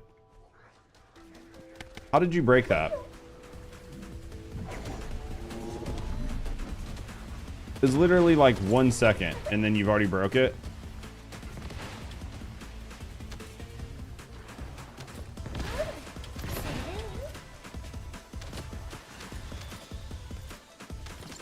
Wish they'd add Blair's explosion skills so you can turn him off. Can't see anything when he's throwing fire. They definitely need to add, like, maybe I just need to turn down her range. Maybe it would be nice if, yeah, let's just take her range off for right now. It'd be nice if they added simplified animations. We've been talking about it for a while.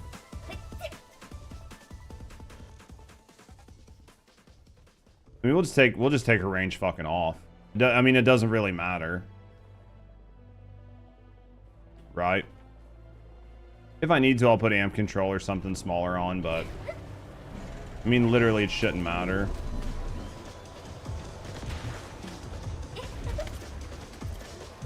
Gonna keep some of these fuckers away from me. Yeah, we might have to put amp control on. I feel like maybe our range is a little bit too small, but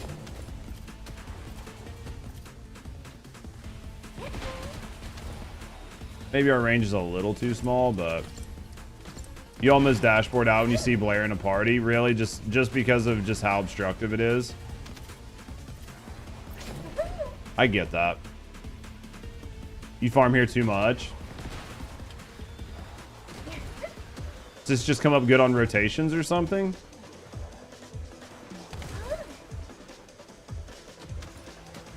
Oh, before they like released for Haley, I could see that.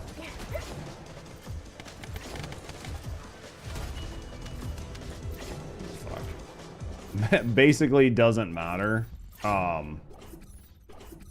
It's just such a tight area. Just glad to see people playing male descendants. I mean, if Jaber becomes broken, maybe you're gonna see a lot of Jaber. Do I need you to join? I mean, not really. I mean, we can have more of us. Help you stop him moving? Nah, it's not that big of a deal. It's not that big of a deal. It's not a huge deal. I appreciate it, though. I mean, it's just gonna happen. It's just part of it. We'll hang out and we'll chill and we'll just talk about whatever.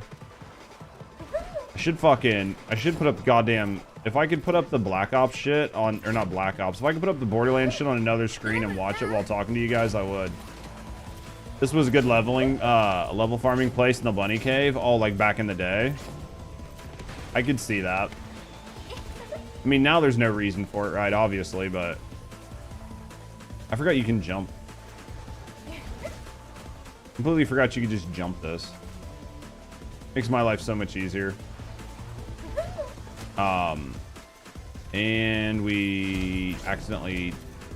There's not much I can do, man. The zone is just so small. I'm trying not to, but man... Like, the spawns are so slow and the zone is so small. We'll do it for a little while. I'm not going to spend a lot of time. I spend a lot of time messing with it. I really wish you could just craft your own reactors. I think it was a huge miss, them deciding to make it to where you can upgrade reactors, but you can't craft them. I think that was just like a huge miss on their part. The only way I can see that it makes sense was just as a way to sort of like still keep a grind in the game to like artificially increase players, you know, playtime. Because there's no world in which it was a better decision.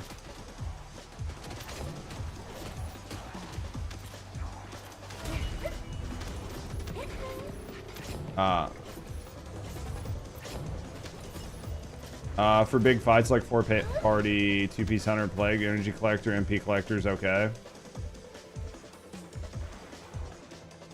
I can see that. I mean, that's the best part right now is like, oh fuck, I killed the dude again. The best part is like a lot of it doesn't really matter. Damage wise, you're gonna be doing enough. Need Sharon to stun elite, because sometimes it just keeps stepping on the water. I mean, that's what... We had somebody said they could come in and just stun the elite, but... Clockwise or counterclockwise? Oh, that's a question. I'm guessing you run the opposite way, Sprit?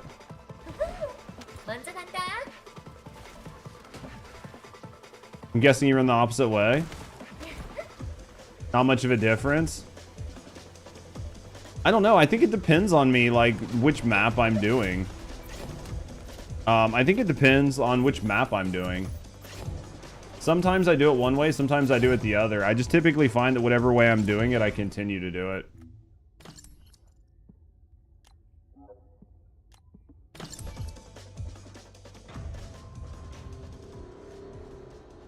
You're clockwise? Yeah, I don't... It's just whichever way I'm going. Whichever way gives me what I feel like is the better visibility is the way I'm going.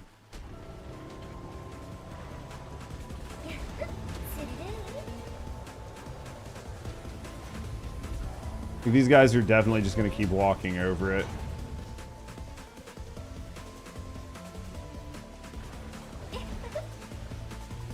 Oh, it's fucking bugged. There we go. Dude, some of this, like, sometimes, man, these things just don't work right. In England, you have to go clockwise. Is it just mandatory that way, Phil?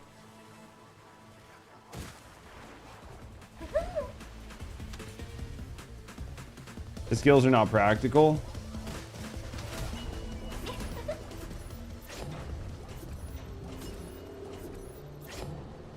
Just like you guys have to use the wrong side of the road.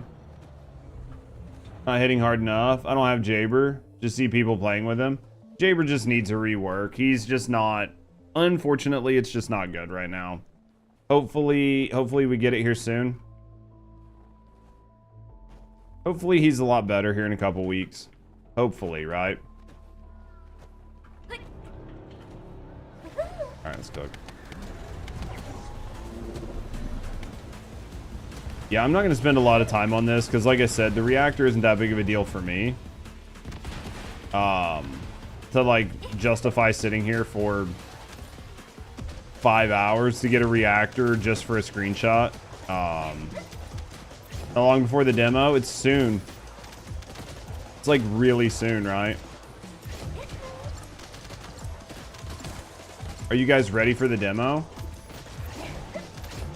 Do you think it's going to be like an old PlayStation demo where, you know, we get like a couple hours of playtime and that's it? Or do you think it's going to be like full-blown access to the content, playing the content for a long time?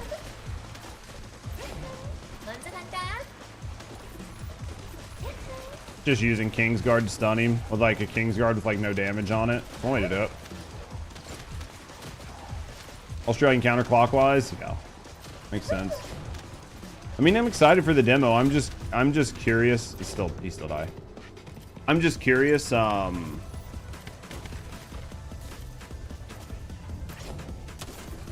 curious how much content we're gonna have access to and how long it's gonna be. More stationary. Does that mean they'll be better for Jaber, or are there gonna be other issues with him? I mean, if they're honestly, if it's one of those things where it's just to stand in one spot and defend, kind of like if it's basically this but on a bigger scale, you might see a use case for Jaber, especially if he gets a pretty solid buff. But you have to remember that you also have like Freyna, and Freyna is also very, very good at just staying in one spot. I know they tried to say that Freyna can't one-shot those enemies. Well, that remains to be seen, right? Not interested in playing the demo? You'll just watch? I mean, I don't blame you. I accidentally jumped over him. That was my bad. That was literally my bad. Also stun the boss with Sharon so you can loop around. I mean, if you want to, God, you can come in here and just keep it stunned, and then Agent won't use Kingsguard. And then we can just run in circles. That's up to you, man, if you want to waste your time doing that. They made it sound like a lot of content, but we've been burnt before. I mean, I think that's the truth, is I think that you just have to take everything that's being said with a grain of salt, right? Take everything that's being said with a grain of salt, and just go into it with an open mind and hope that it's like a really good time, right? And that's all we can do. Shows her with a crappy AK. Well, they said she couldn't one-shot the enemies, and then she was one-shotting the enemies. That was the funny part for me. They were like, Freyna cannot one-shot these enemies, and then Freyna was one-shotting them. And I mean, we can always take our contagion build and just rip the red mod off of it and just do it that way. Right? Don't want to feel disappointed, so I hope it goes well. I think that it's best just not to worry, right? Just go into it very open-minded and just hoping that everything's going to be fun and interesting and enjoyable, and just try to approach it that way. And if you do that, I think you're not going to be disappointed. Hope for the best, expect the worst. I think just set your expectations. I mean, a live service game always... I think a live service game always comes with like a level of... you know, under delivering on expectations, just because players' expectations are always so high, because it's so easy to misunderstand like development cycles and how long things take and shit like that. So I mean, like, it's 100% possible, but I think that as long as you come in just really understanding that the First Descendant's development team, I think, is smaller than most people think. And the game isn't like in the craziest state ever, so it's, you know, it's kind of not in the best state. So there's probably going to be a little bit of a under delivering, just because they don't have as much money to spend as maybe we would hope, right? Male descendants never be as good as female descendants in this game. I mean, that's debatable, right? I think until Bunny kind of came into her own again, Keelan was probably one of the fastest like 400 mobbers in the game, right? It's just people didn't play him because he didn't have a bathing suit with big tits. I'll pull you after this, God. Like, after this lap, I'll pull you. Like, after these 44 seconds, I'll pull you while we're on cooldown. I guess, short check demo, see the new race works, what we're doing. Nell, of course. Yeah, for sure. I think that it's just checking it out and seeing what you think. You made a sandwich. What kind of sandwich did we make, Z? Keelan's unmatched in speed. The bikini buff is just a real thing, though. You made a sandwich like a real woman. What kind of sandwich did you make me, Bunny? That's the question. To be fair, bikini and big tits matter. I mean, they do, right? That's a bikini buff. That's like adding like, it just adds frames. Big tits and less clothes add DPS. Like, if you're not doing those things, you're throwing. Buff Keelan, give him a bikini. Give him a fucking mong, man. Give him a mong. Like, why are we fucking around? Tits out, crits out. Big numbers. Triangle sandwich. Your buddies are trying to snatch your lettuce. Help. Are you one of those people that let your pets eat out of your mouth, you weirdo? Good one. Max DPS with a bikini. We do what we can. Would love to be a descendant, but unfortunately the women are better, so you started with Valby. I think there's actually quite a few people that would really prefer like a good solid male descendant, like, no joke. And we've heard that time and time again by a lot of our community. And it's by like both types of people. Tits out, crits out is amazing.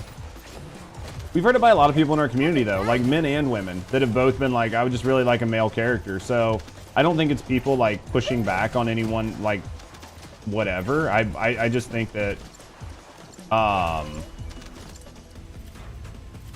just think that there are people that just want to play a good, strong male descendant. There's nothing wrong with that.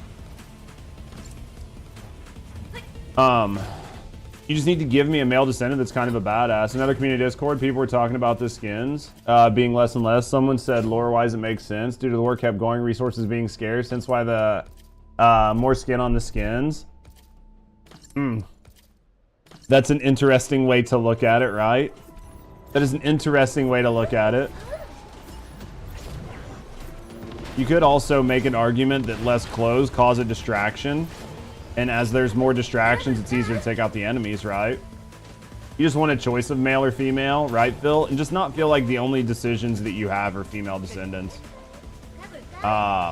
You saw Ajax using a bouncy ball. Keelan doesn't really hit hard enough. I mean, there's definitely some good builds. If that's a double-edged sword, I'm on their side. Fucking let this war drag on forever. No end of war in sight. It's gonna be like Fallout. I'm doing too much damage.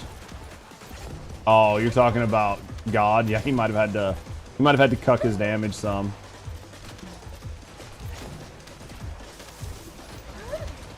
Just stunning. We doing good.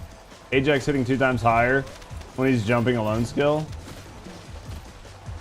Do I have an updated Keelan build? I have a Keelan build. It's not fully updated, but it's still very, very, very, very viable.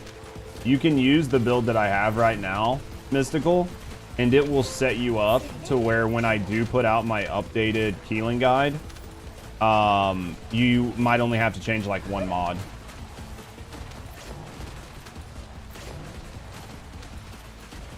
Because like more than likely my Keelan build is probably only going to change by like 1 mod. I'll probably take off the HP mod and see what I can put in there to make the build a little better. I'm doubting that my Keelan build needs a full rework just because the last time we updated Keelan, I think we had a pretty good understanding of the game. So the chances of it being a build that's going to have like a major amount of rework is pretty much non-existent. So you can always check out the Keelan build we have. Good mobbing descendants, Keelan. Good bossing descendants, Kyle. Bad descendants, all other. I feel like Vol is just pulling this like list out of his ass. You might as well. Oh, males. Okay. I was like, you might as well put Jaber on there as triple S tier while you're at it. Power set, male or female. They have the same skeleton, sand female. Animations, we don't need adjusting. I mean, I'm okay with, like, for lore reasons, just having certain descendants be, you know, locked as male or female. I really don't care about that. I just definitely think they could do more to, they could just do more to make more engaging and interesting descendants. You doing, like, updated builds for all characters? I am Mystical. So, if for, like, whatever reason, there's a descendant that maybe their build is like 6 weeks old or something, and there's been, you know, component cores and maybe a few things that have changed, we'll be updating those builds, but we'll be updating the builds based on the builds that we had previously. And honestly, most of our builds won't really take much of a tweaking. Like, if you go through and look at any of our builds, you'll see that most of them are pretty much top tier where they're at. There might be like a minor tweak here or there, maybe a component set change. Something like that, but for the most part, they'll be good the way they are.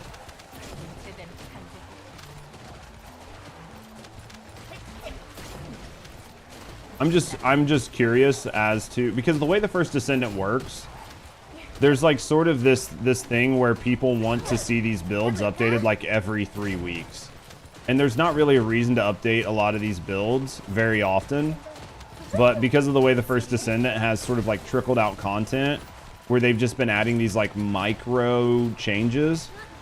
Sometimes people just want the most recent thing, right? And that most recent thing is like, oh, does the build use a mutated cell? Does it use, you know, a component core or whatever? Do I have one? I might. I would have to look and see.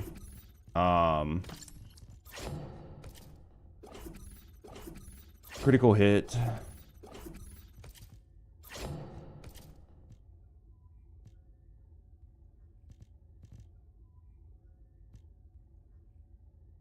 Man, you just never, right? Just never. You said processor? Let me look and see if I have a processor saved. Equipment drop rate. There we go. Not the right thing. There we go. That wasn't sensor.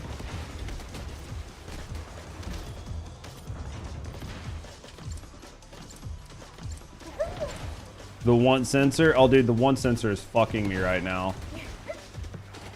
Definitely. They better add it. Dude, they're not going to, Ecto. They heard your thing and they were like, hey, you know, this makes a lot of sense. Let's wait, and then we'll add it as a pay option later on.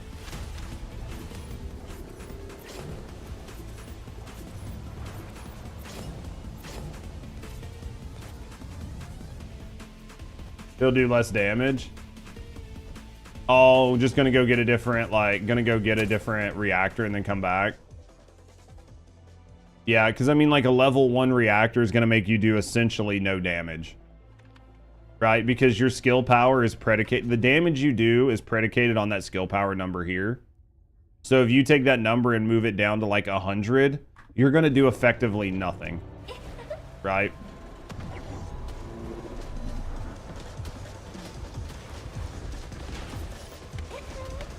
Dude, every menu. I would like to be able to search shit up, man. Like, not being able to search shit is so irritating sometimes.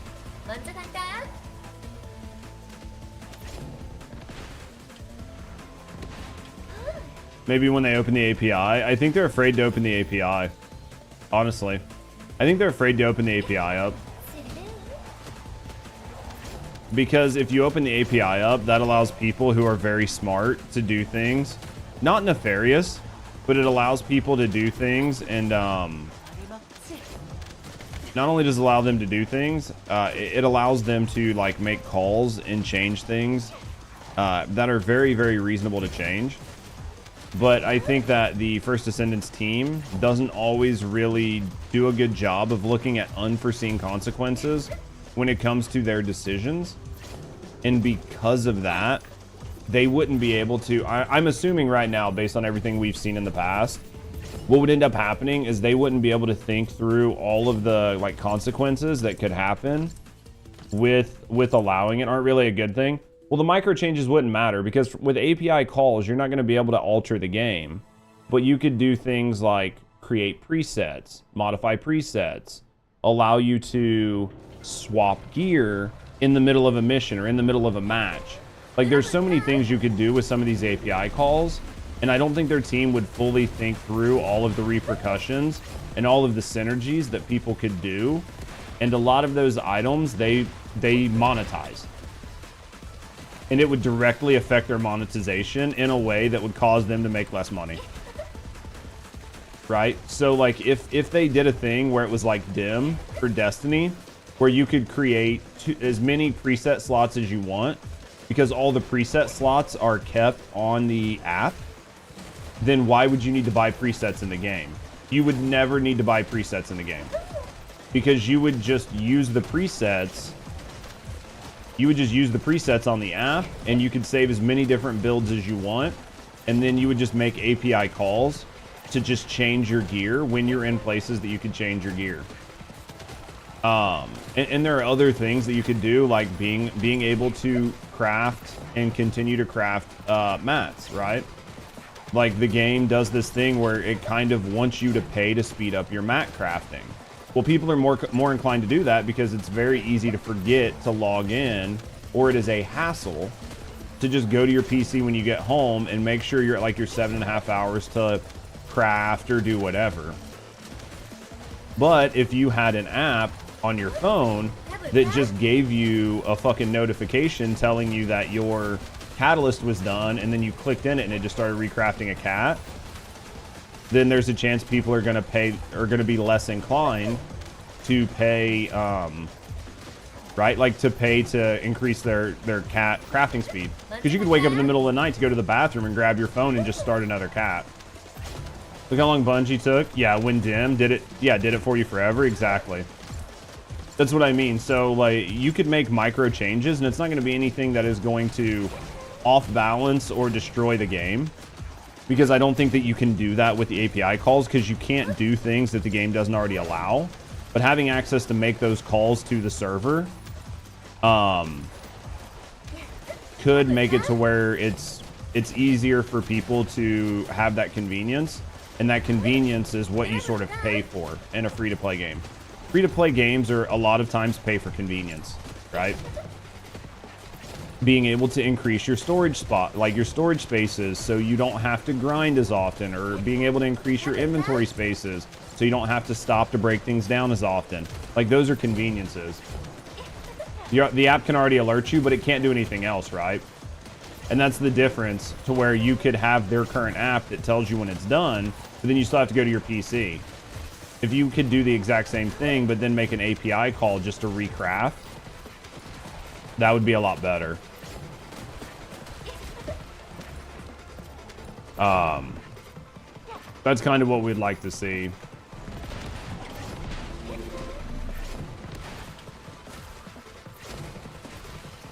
I should probably check my inventory at some point. I doubt I've got one, but we'll look and see. I think that they were on the right track with their app, but they just haven't done enough with it. And I think that as much as I would like them to open the API up, I think that there's too much of a risk for them to like potentially lose revenue.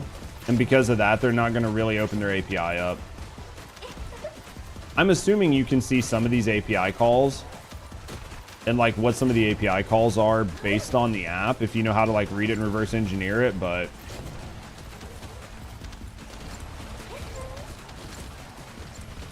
introduce skill interruptions in the game because half of the descendants, it's actually necessary. What do you mean? Like, we talked about adding skill interrupts to begin with. You just mean to be able to interrupt your cast?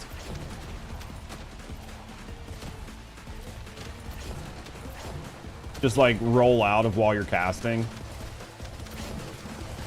I don't think there's really anything punishing enough in the game. Maybe other than like Inez. Inez is 3. I don't think there's really anything punishing enough in the game to where you get caught with your pants down frequently to need to add an interrupt system to the game. Maybe like 2 versions of the app. Good. But I think that players would make a better app anyway. I think the community would make a better app. I mean, look at like the build crafting and just the things that the community comes up with like on a daily basis. And the like ingenuity of people within the community to go through files, to find things, to find equations. I think if you opened it up to the community, you would get something better than what the game devs are making right now.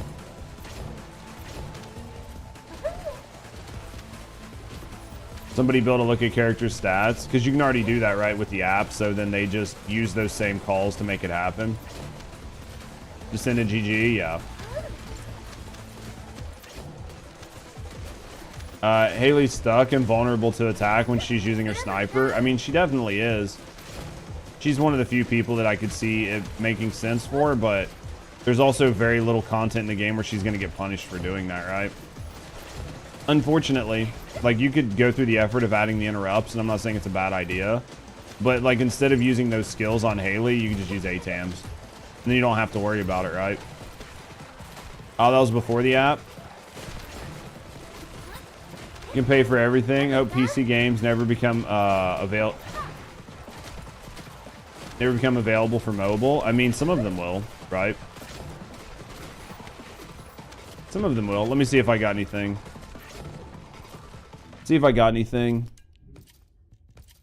Rob's not. Dimension, Colossus and cooldown. This one right here. That's what I need. No, not Colossus and cooldown. Jesus. I need crit and cooldown. No, I mean, this is probably good for some stuff. Can't get it, boys. It's just not happening. Yeah, cooldown and critical hit. It's just not happening. Game hates me. Especially some of these MMOs going to mobile.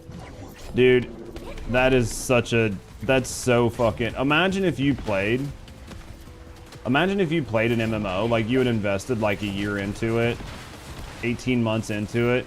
You were like heavily invested into it, and then they announced that they were porting it over to include mobile players as well, like after the fact. Oh yeah, some PC games are already on mobile. I mean, Once Human's already on mobile. Once Human's on mobile and it's on PC.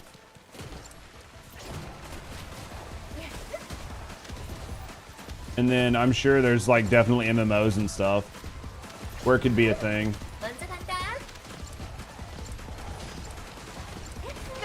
I think one of the biggest things, yeah, Destiny kind of. Well, yeah, like the new Destiny is purely mobile. Diablo, you guess, like when it comes to Immortal.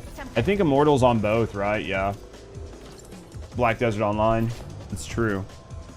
I think that as we see more and more influence from Eastern games and Eastern companies, you're going to start seeing more of that kind of thing. And right now, like a lot of Eastern games, like game companies and devs are being praised because they sort of like buck the trends of DEI initiatives and a few other things like that. So people are like really, really happy with them.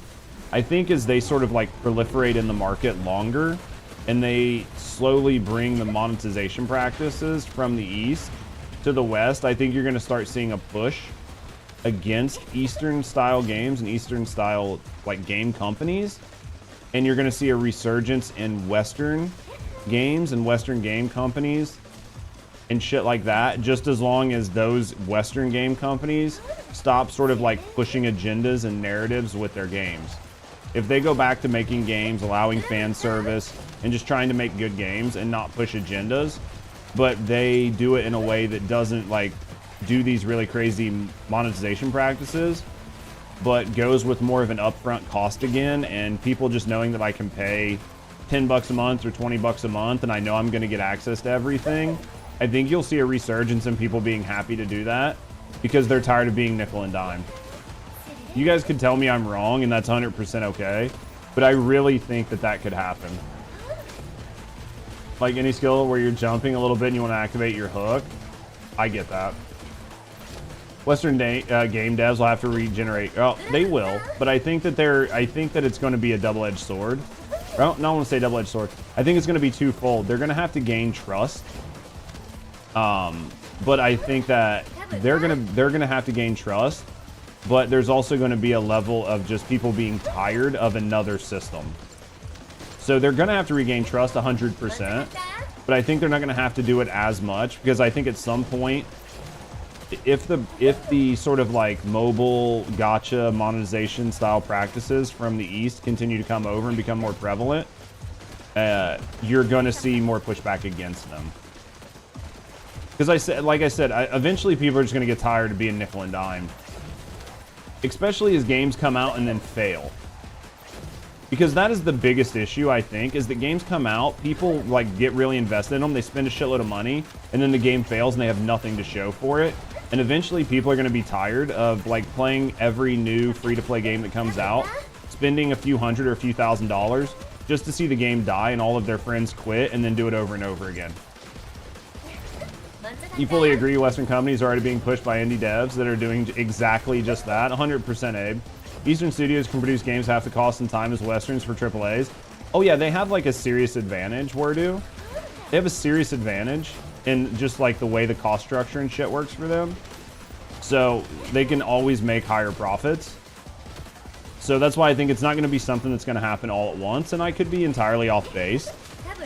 But I do see it happening at some point. You play Destiny, well, like with cloud gaming, yeah, Microsoft's definitely going to do a lot with that. But yeah, that's sort of like what I see happening. Because I do think that the advent of all these like free-to-play games where everybody and their brother is playing is nice. But what is going to end up happening is people are just going to get tired of their friends starting and stopping games and them spending tons of money on them just to stop doing it. And I think you can kind of see that with mobile games in general, or maybe I'm just weird. Like a lot of people enjoy mobile games, and I think a lot of people still enjoy mobile games, but I feel like a lot of people who have played mobile games for years, say like the last like 5 or 10 years, maybe start out with something like Clash of Clans or something similar, where they were playing with a bunch of their friends and everything else, and they spent hundreds or thousands of dollars just to have everybody quit and then move to the next game, and then have everybody quit and then move to the next game. Over time, they get really, really tired of just doing that, and they start to check out on mobile games, and they're like, dude, I just don't like mobile games anymore. I'd rather play something on my PC, I'd rather play something on my console, I'd rather play something on my handheld and shit like that, and they just kind of avoid those style games. Or there are even people that have got burned on gachas. They're just like, man, I really love gachas, but I just can't play gachas anymore. It just costs me too much money, and I know that it's just going to do that. And I think that's what's going to end up happening with free-to-play games, is that eventually people are going to be like, man, you know, I get it, but this game's not going to last. There's a really piss-poor track record of these free-to-play games actually going the distance, and I'm tired of just spending a shitload of money on it. Had it happen nearly every game you've played with friends. They move on to newer things. Yep, and then if you spend a bunch of money or wailed out on it, then now you're standing there with, like, holding the bag, so to speak, right? And it's very easy for people to get busy, life to happen, and for people to check out. But sometimes all it takes is, like, your friends checking out for a week for you to realize that you're not actually having fun in the game. Like, they might come back. They might come back the next week. But if you guys were playing, like, actively every day, and then all of a sudden your friends, like, disappear for 2 weeks because they have shit that comes up, and then all of a sudden you get disillusioned with the game, right? And then you're like, well, this game's actually not fun without people. And then you realize that you're not actually having fun, and then you stop playing because you're not having fun because nobody's there. And then you leave the game, and then they come back, and you're out of the game, and then they play it for a while, and then they quit, and then you guys just move on to the next game. Bring back Nokia Snake. How much are you gonna pay for that, Phil? I'm gonna run a couple more of these, but if I don't get this reactor, I'm literally not gonna sit here all day and try to farm this reactor. I'll give it another half hour, and then I'm skipping. And then I'm skipping, and I'm just gonna work on other stuff. Blah blah. At least it's not Sigma, dude. That's true though. Yo, thank you for your Prime, mate. Thank you for the support. Thank you for the support, mate. Thank you for supporting me, and thank you for supporting the channel. 100% appreciate that, man. How you doing today? You sure you've got an old Nokia phone somewhere? Fuck, dude. I'm pretty sure I used mine as a hammer. Main strat, dude. I set them to blue. It's not happening. They're both the blue, man. We've been trying, but you know how this game works. It just doesn't work that way. I've got God and Agent here, like, holding down the fort. We've been doing this for like an hour. Haven't got it. Feels bad, man. Feel bad for like new players that have to do this, but they don't have all the same shit. So they're just like stuck in a hell of even taking longer. You ain't doing shit. You're helping. What are you looking for again? Cooldown and skill crit hit damage. Sad face. Oh, fuck yeah, it is, Swift. How you doing, mate? Players moving on is a prime reason to support content creators. They have communities to keep playing, give refuge for people sticking around. They do that, and then content creators also do this thing where even if content creators move on, they have like an industrial, like they have like a space of knowledge and a group of people that still probably play that game. So even if the content creator does eventually decide to move on, you have that camaraderie and that shared knowledge where you can talk about things. So played Immortal until you reach Paragon 400. Above that, I quit because the game asks for 25 years to complete one character. Still won't be able to complete the game. Yeah. You start your stream early? Not really. 2 o'clock.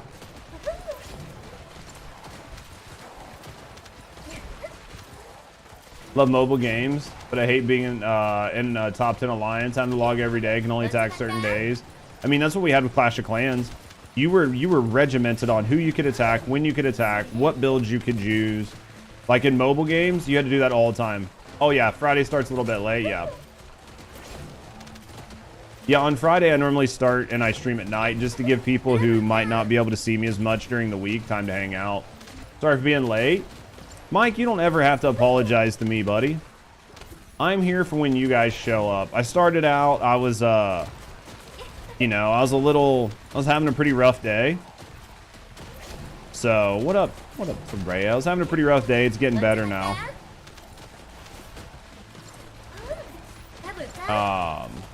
Mobile games extremely toxic and predatory practices. Oh, absolutely.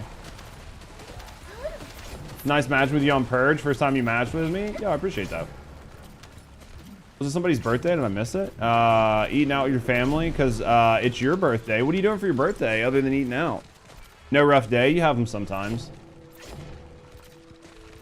You have them every once in a while. You're sending on First Descendant, all your friends bailed, so you're doing daily missions. Every morning waiting for Season 3. Farming Warframe, which is huge. Honestly, it is, Bubba. Can you ask me something? You can always ask. I don't know if I'll have an answer, but you can always ask. Yeah, Warframe is definitely a really fun game with a lot to do, and I think that if you enjoy First Descendant, and you enjoy the style of game and gameplay that First Descendant has, and you're a little burnt out, Warframe's a nice second home. And you can do that until the Season 3 comes for First Descendant. And then if for whatever reason Season 3 doesn't hit for you, you can just keep playing Warframe. People farm with you weak, no revenge. More, yeah, dude. Like, mobile games are just fucking shitballs, man. Wow, we're just talking about that. Which part did we talk about? I don't even remember. Missed the tie and vest though. I can wear birthday suit. It's probably the closest suit we got right now. That's for healing smooches. Then you have no bad day. Sometimes you just have a bad day, man. It was definitely rough. Do you think full build Freyna can solo run Purge at the hardest stage? Yeah, you can run Purge. You can run, like, are you talking about challenge mode or just like VEP 10? You can run VEP 10 with Freyna. You can do it solo if you want. It's not the most effective, but you can definitely do it. I mean, I wouldn't, like I said, I wouldn't advise you to go through the effort of building a Freyna specifically to do that, but you could, for sure. I think you could, absolutely. I definitely think you could. Right, thank you for the biddies. Birthday suit stream win when I need fucking time to edit. I'll just take my 7-day. I'll just take my 7-day. We talk about a lot of fun things here. My brain goes like fucking Bert all the time. With a good cold weapon like Malevolent or Albion, you need external components. Yeah, there's definitely a bunch of different ways you could get away with it. Who's the snitch reporting? I definitely would get reported. I got hate watchers, man. I'm not saying I'm fucking Asmon or Hassan, but I guarantee I got hate watchers.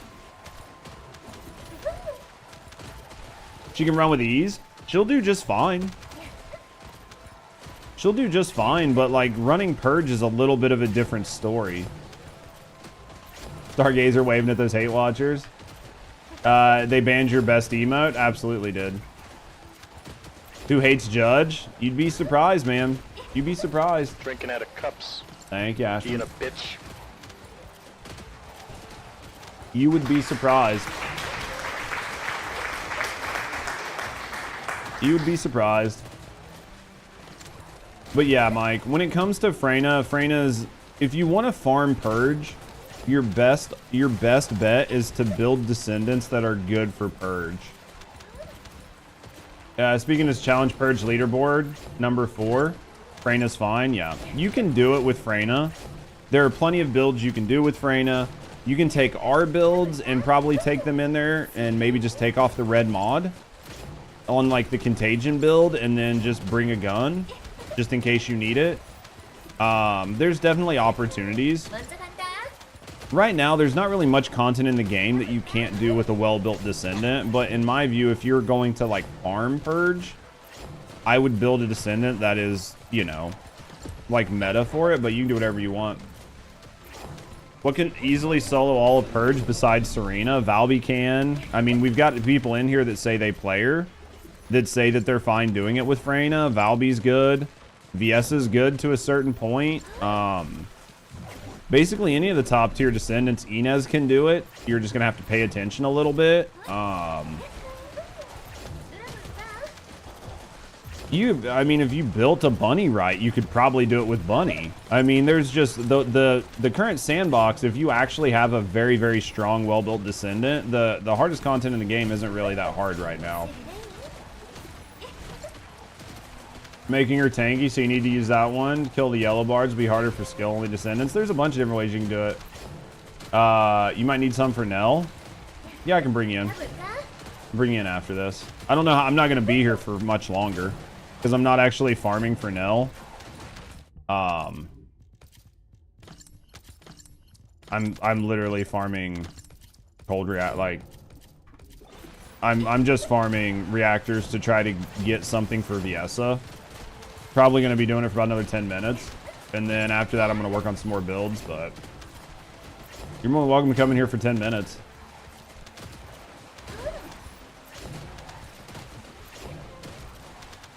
You can easily farm. It just takes too much time. Yeah, that's what I mean.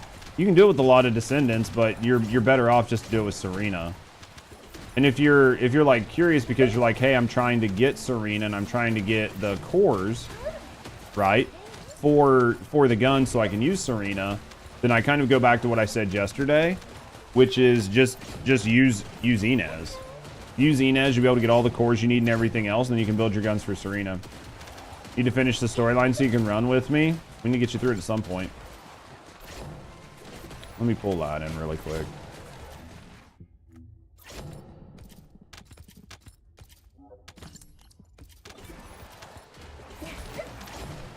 That was close. Almost failed. Almost failed. But yeah, I'm not going to be here for super long because I have other stuff that I want to work on, but reactor farming is my least favorite activity in the game. It never works right. Like, things just don't... It just sucks. I hate reactor farming. I really wish they would have just gave us the opportunity to craft reactors, because this is like not a fun, engaging gameplay loop whatsoever. And I'm not a big fan of making content in a game that is like neither fun nor engaging nor actively rewarding. I think you need at least one of those three things in content. I mean, I would like to see all three, but at least one of them would be nice. If you use drive shaft storylines faster, just because you're rolling through everything. You just got your reactor farming done for Nell. I need to do Nell's reactor farming soon. I mean, I'll get around to it. We still have several weeks, so we still got plenty of time.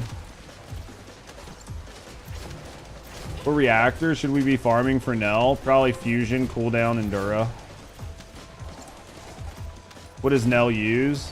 Fusion and tech, right? But more than likely you're going to use her fusion build with cooldown Dura.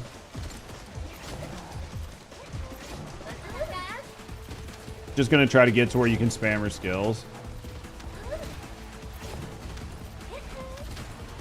That's going to probably net you the best.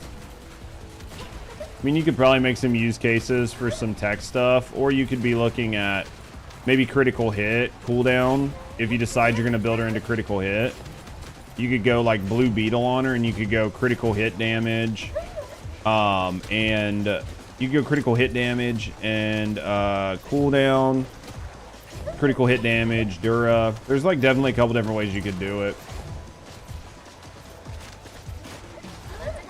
She's not at, yeah.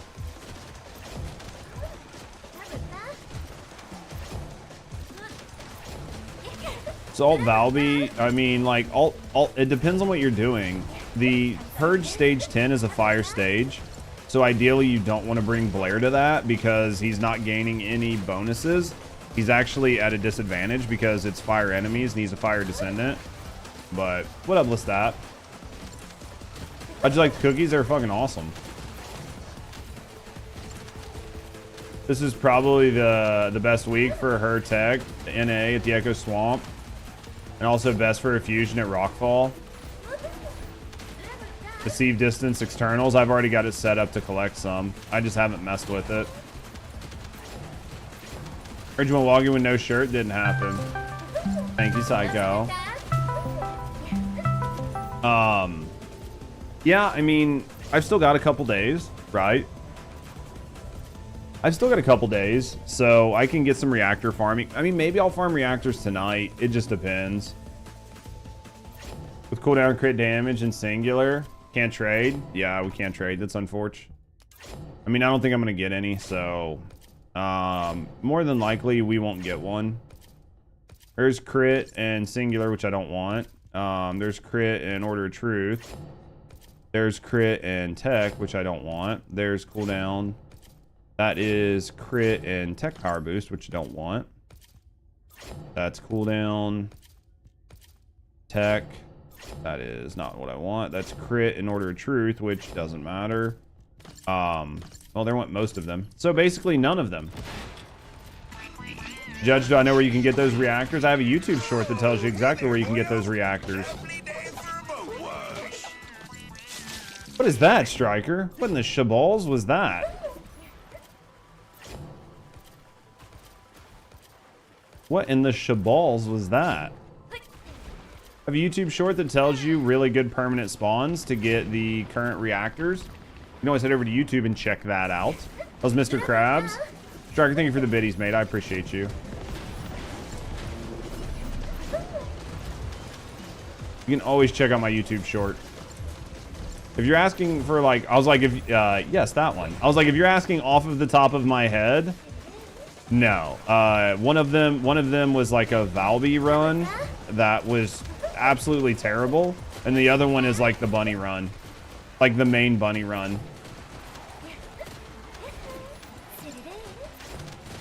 I'd have to like get the exact names of the missions. You're looking for your shorts for sure. We'll take that. That's on his IG. Yeah, you guys can see my trouser snake, my pet. Big pet. It's the only pet we have, really. I think it makes sense, though. Did you adjust it to blue? Yeah, it's double blue. It's double blue. You're what? What? I have no idea what you're talking about. I literally just work here. I stream. I say all sorts of dumb things. I have no idea what I'm saying. You act like I can be held accountable for what I say on stream. I can't be held accountable for what I say on stream. You have 56 cats? We're low, man. Oh, I see. Car wash shorties. You guys are killing me. Honestly, I want reactor reroll. But instead you got a bunny speed buff. I just want to be able to craft reactors, man. Just let me craft fucking reactors. Also, give me a gameplay mode where guns actually matter, please and thank you. I miss actually shooting in games and having to pay attention. Like, I actively miss shooting, like aiming and shooting in games. And I don't mean like holding down the trigger and spraying. I mean like actually aiming and shooting in video games. Shoot your shot, bruh. Anything to shoot at in here. It's not worth it. I miss actively needing to do it. You miss OG Destiny? Yeah, I used to have a lot of fun, man. Nothing like popping headshots in Destiny. Man, that's just such a good feeling. Every shot you shoot is just a headshot. Ah, it feels so good. Guns feel good. They feel snappy. Everything you shoot dies in one shot. Fucking hand cannon. Ah, it felt good. It felt good. How you doing, Kuro? It felt so good. Definitely miss. Grenade launchers. Fucking running like mountaintop and shit. So good. We miss those. We miss those days. You're just collecting? It don't matter. You can collect, you can grind, you do whatever. What's wrong with Destiny? Right now, nothing. I just don't play it. I just haven't played it in a while. It just kind of like lost its magic to me. Nothing wrong with it. I know lots of people that still enjoy it. Maybe this new season's gonna like revitalize it with like Armor 3.0. We'll have to wait and see. But I just kind of lost. It just lost its magic to me over time. Does Destiny have huge build crafting? Yes and no. It does more with like the current weapons and some of the weapons they have. You can do some build crafting, but you're not going to do anything really crazy. The metas get set pretty hard. There are a couple people that do decent in build crafting, but I mean, like, there's a bunch of shit that is just not good. Every once in a while, like, they'll release new exotics, and you'll have some time to, like, look at these exotics, see if they're good. Should you use them? Shouldn't you use them? But for the most part, there's only a handful of things that are actually good to use in that game. Judge reinvented the Valby run. I fucking hate the Valby run. You lost that lovely feeling. Taking Thorn into trials for the first time. Dude, old school Hawkmoon in Destiny 1. Getting that fucking one-shot bullet. Used to love, like, build crafting in Destiny. I had a lot of fun with it. Your shot's bad, so you prefer less shooting in games? Man, I don't know. I just prefer shooting. Like, I miss it. I'm hoping Borderlands is going to have some pretty serious build crafting, but I think that because max roll's involved, basically all the build crafting is going to be done in Borderlands. And I don't think Borderlands is as involved in build crafting as something like PoE. So I think that basically all the build crafting is going to be done in Borderlands before the game comes out. It's pretty big, also RNG dependent. Maybe I'm wrong. Like, you're gonna have synergies with guns, right? But I think the idea, like, I think that it's gonna be pretty... I'm assuming that it's gonna be pretty gun dependent, but there's gonna be certain skills that are good and certain skills that are bad no matter what. That doesn't mean you can't build off meta and make it strong though, so... I mean, I'm excited to get in and play Borderlands, and I'm excited to, like, spend the time messing with it. Guns still don't know what else they have, but this Borderlands 4 seems like a lot. Okay. Ladies and gentlemen, if you will, look right here.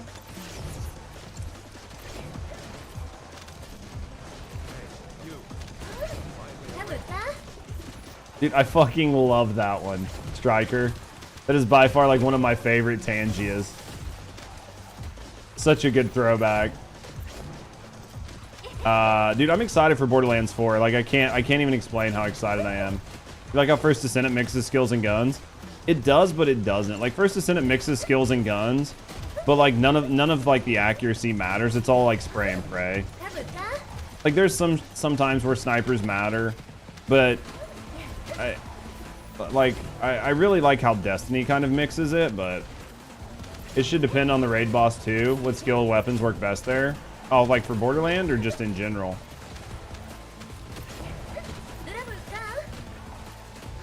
Because if we're talking about for this game, Serena's going to be the only thing you need.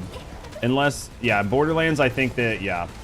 Borderlands, I think, is going to have a lot to do. Disagree in First Descendant, you can 100% skills, just your choice on how to play the game. Oh, absolutely. I mean, you can 100% use Blue Beetle if you want to. I mean, there's no reason to. Kind of would like that in this game, have certain builds for certain stuff. I mean, I would like it too. I would like it too. I know that's not what they want, but I would like it.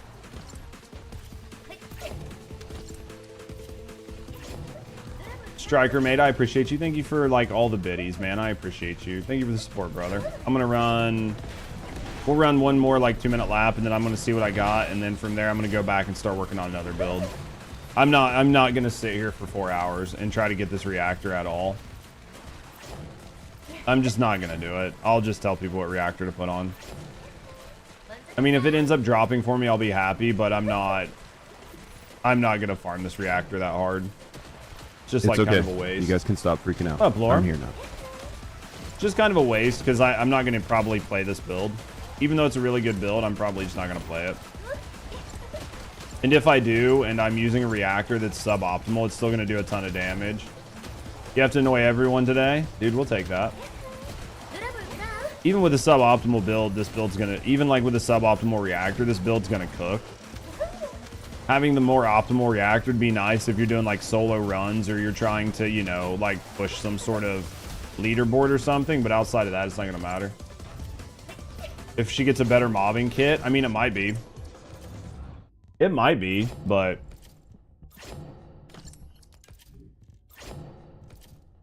I love gay porn. I'm watching gay porn right now. I hate my job because I love Creating gay cost. porn. I'll take that for some bullshit. Thank you for that, Tabrea. I literally can't get it.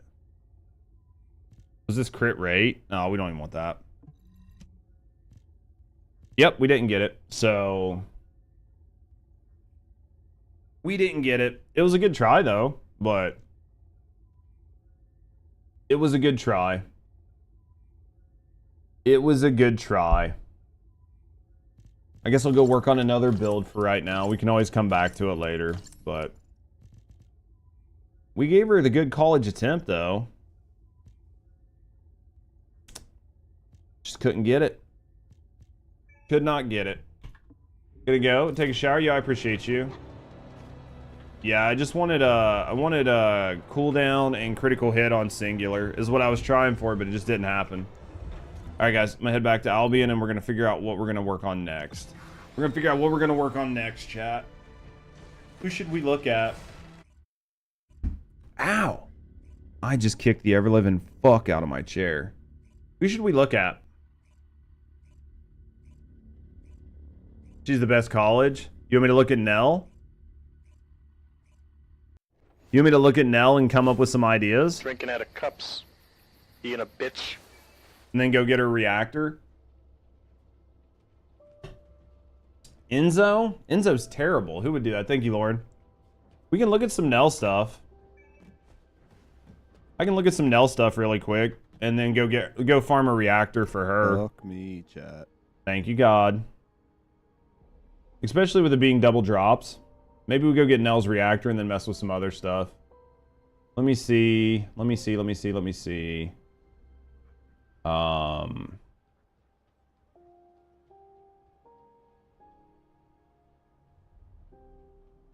can look at this. We can look at this. Open, image in new tab. You have your reactor for? I definitely don't. What's Nell's reactor? Let's look. Wow. At some point it just gets terrible. Suspicious insight.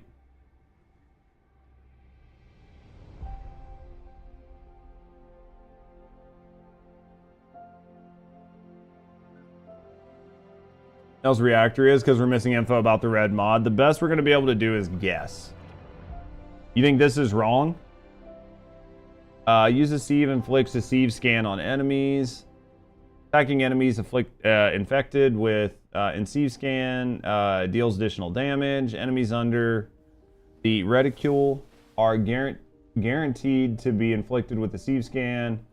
If reticule is on weak point of the Colossus, the sieve scan is applied to weak point. Efficiency when disarming vaults.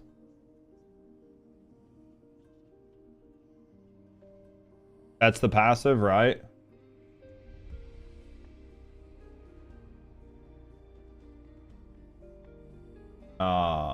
Yeah, and then it says like non-at tech.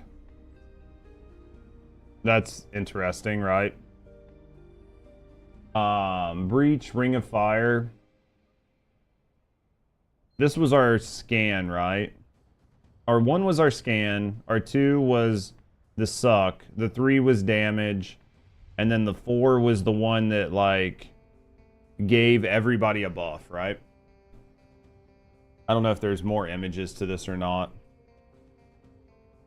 Demo soon. Just look when the demo's out, yeah.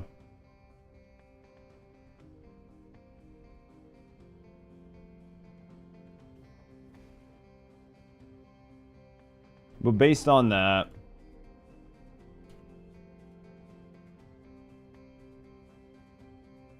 I don't think this is right.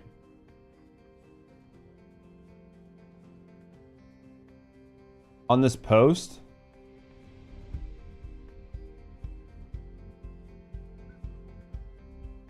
Oh, you can click here. I think these are wrong, though. I think this is wrong. Because I thought her 2 and her 3 were different type. I thought her 2 and her 3 were different type during the video.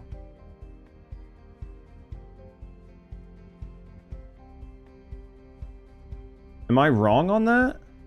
Because that was what was bothering me in the video, was I thought her 2 and her 3 were different types.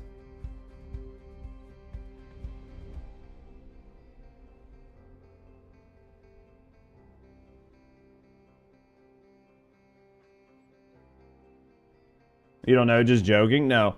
I don't know why I thought that her 2 and her 3 were like, this was tech and this was fusion.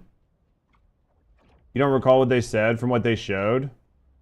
Because that was where I was like, it was really interesting to me during the showcase, because I was like, well, this is kind of problematic, because if you're building into doing damage on her 2 and they tried to synergize her 2 and her 3, that you would either have to have a tech reactor or you would have to have a fusion reactor. I'm almost positive that was a thing. But I do have a bad memory, as you all fucking know, right? As you all know. Man, that sucks. Oh well, my build will be out tomorrow. Doesn't really matter. Just gonna look like I'm copying other people, but at the end of the day, it doesn't really matter. We had done ours like 2 days ago. And his tree's gonna be the same as mine. Whatever. Let's go with Oh my. yo, who subbed? Sub. Toxic, thank you for the resub, mate. Thank you for the support. For 49 months. Thank you for supporting me, and thank you for supporting the channel. Absolutely appreciate you. Man, I'm not happy with that. I'm actually really fucking pissed on that right now. Yeah, I'm popping up the live stream right now. Love you, buddy. Keep doing what you're doing. We're trying, man, but some days it's definitely hard. How you doing today, brother?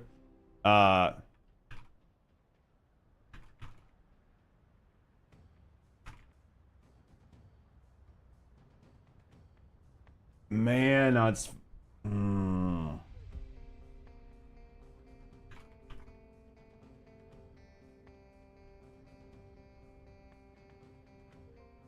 Give me a second, guys. Let me find this in the... Let me find this in the video. Let me find Nell.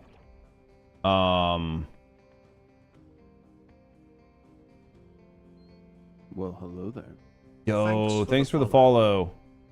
I can see it in a second. Just give me a second. I'm trying to look up something on Nell. To like verify versus what we're looking at here.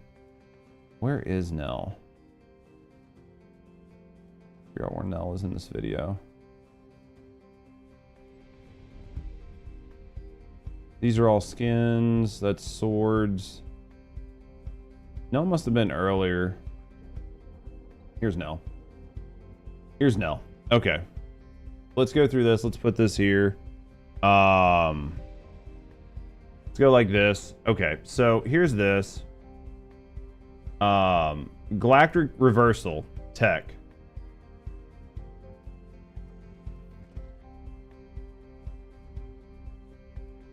Yeah, see? I'm not dumb. I'm not fucking dumb. Okay. I was not dumb.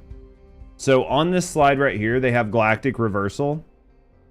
And they have it flagged as non-attribute fusion. Maybe this has a red mod on it, right? The tooltips are right. What do you mean? I mean, like, maybe this is a red mod and I'm too early, but all right. That is fucking confusing as shit. That is confusing as shit, the way they did it. So that's how I got it. That's how I got it confused. Because you see this, it says tech.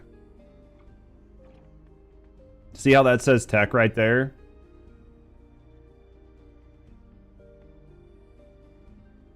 And then give it a second. Yeah, I'm not entirely wrong, but it's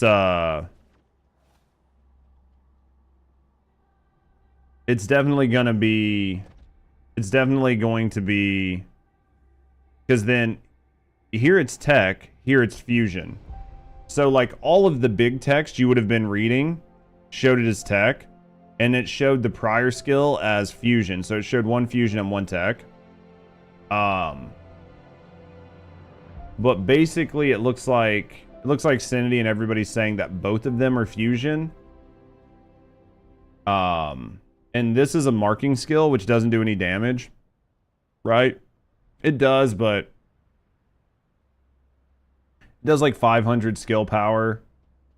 These are going to do probably the most of the damage. And then this right here does absolutely nothing, so you're definitely going to want the fusion. And it, like red mod changed the skill instead of the base skill. Oh yeah, red mod could change them all to be tech, right? Like red mod could change all of it to be tech or whatever, but close all tabs. Good news is Any chance that Dia drops in season 3? 0% chance. Like a 0% chance Dia shows up in season 3. I will probably go ahead and go at least spend a little bit of time farming those.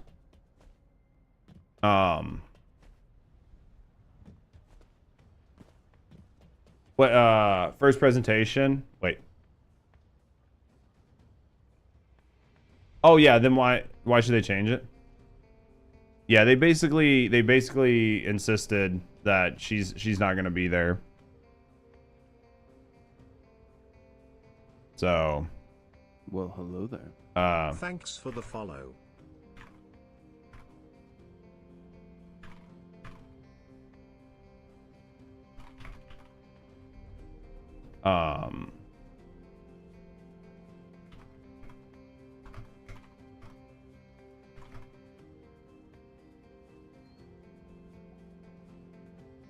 All right, let's do this. The Reddit pet is not worth much. I'm still gonna go farm it for a little bit. Give me a second, guys. I'm gonna go get a drink and use the bathroom really quick, and then I am going to work on that, and then I am going to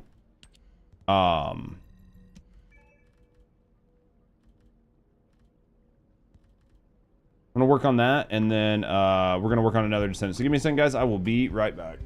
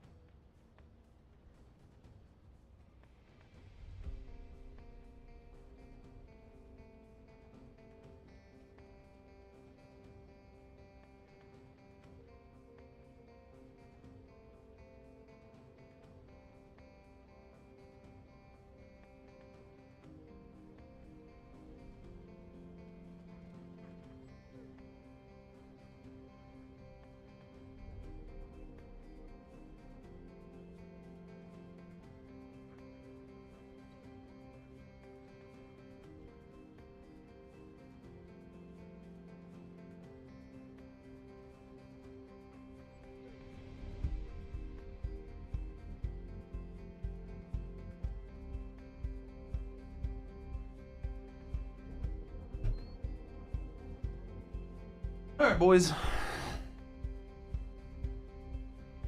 All right, boys. Let's do what we can, right? Let's go to, so where, let me look this up. Let me go back up here. Hopefully it's still here. If not, I will. What up, Mingo? Let me grab this really quick. This stretch brought to you by our community and Fabletics.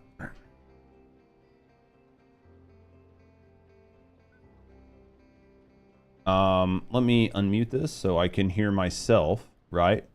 Where's my, no, don't do that. Let's do that. Short to help you guys figure out where to farm, where to find these. Now, For the first one, we're going to go to the fortress, and we're going to go to defense line, and we're going to use the outpost Valby farming method here. If you don't know what that is, basically you get on Valby, you turn into water. Both of these have really good spots that are in the permanent rotation, and I'm going to go ahead and tell you guys where to find these now. For the first one, we're going to go to the fortress, and we're going to go to defense line, and we're going to farming method here. If you turn into water, and is to keep killing enemies as they spawn. The enemies here until you fail them out of the ring, and failing the mission, you will have to wait the time of the mission. Because you're going to want to go to Echo Swamp. For the non-at tech reactors, you're going to want to go to Echo Swamp. All right, so the first one I need to go to is for the first one, we're going to go to the fortress, and we're going to go to defense line. Wait, isn't that where I just was? We're going to use the outpost Valby farm. It wasn't. Okay. All right, let's do this. All right, let's do this. All right, there we go. All right, G. Let's go fortress, defense line. We're going to go down here. Private. Let's go farm some reactors for a little bit. You ready for that grind? We got to do something, right? So tech or fusion, you can't understand shit. I'm gonna get fusion. You ready for the grind? Doing the same, man? How was your day? Just managed to carry Sigma with Luna using Malevolent because I'm terrible with her skills. Fucking Laval. Likely it's gonna be tech fusion, fusion tech. Higher. I mean, honestly, it would make sense if they were fusion fusion. The fact that it was tech fusion threw me for a fucking loop. And I was like, in what world, why would you do this? Like, why would you intentionally fuck these synergies so bad? So, I mean, obviously this makes much, much more sense. Let me go in here. Let's go here. Junk filter. Let's, cool down. Did I not fucking save? It looks like I didn't save, which made it... I'm not going to talk about this. I'm not going to talk about this. We literally just wasted hours because I didn't save things because you have to hit apply. I must have messed up. Anywho, man, I'm having a bad day today, guys. I am not going to lie to you guys. It is not a good day. Cooldown, Dura, apply. Double check, cooldown, Dura. There we go. Alright. No, I mean, I fucking thought I put it on. I went in and literally did it. Adding cooldown? What did I just do? Cooldown Endura? Crit damage? Yeah, I probably should do crit damage just in case. I should add crit damage just in case. There we go.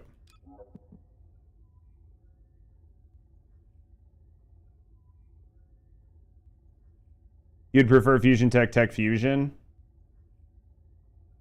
Maybe it's a non-crit build? Well, if it's a non-crit build, you're probably just going to go cooldown Endura to try to get 100%. I mean, you could always put fusion on it. I guess you could put fusion.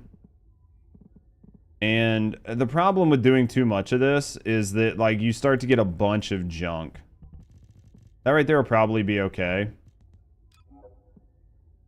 That'll be fine. So, crit hit damage, fusion damage, cooldown Dura is fine. That should be fine. I think that'll be okay. I think it'll be fine. Alright, let's get in here. Last time I did this, it fucking didn't work worth a dick. Let's see if it's better this time. Like, last time I was in here when I was recording for the short, it'd be funny if she turns out to be crit and they omitted that. What do you mean? I mean, as fusion, there's an opportunity for crit all the time, right? Just because of Blue Beetle, but we just don't know what her base crit is.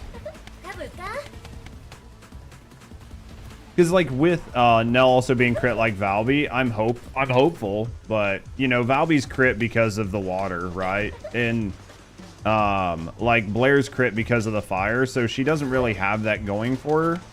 So my assumption is that no matter what, she's not going to get really high crit rate because she doesn't have those things going for her, but we'll have to wait and see.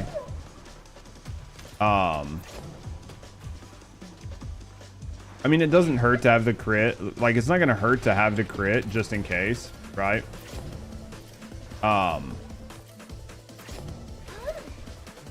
So, but I do think that going ahead and having some of the stuff for it isn't a bad idea. But more than likely she's... Because if you look at other Descendants who you try to like have fusion skills, but you try to force into crit, most of the time they end up in like what, like that 40 to 60% crit rate, which is just an unusable level of crit. It's just because of like the crit resist in this game and stuff, you can't really do much with those low levels. So, we'll have to wait and see. 90% chance with Sharon's, 5% crit chance is stock. Doesn't she have something else that buffs her crit rate? Like, doesn't she have something that buffs her crit rate?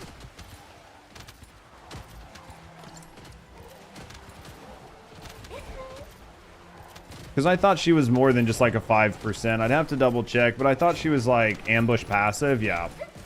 She has things that like really help her crit rate. So there's definitely a lot of things. Plus, like when I use her spin to win, she gets an insane amount of crit out of it. So it's definitely a win-win.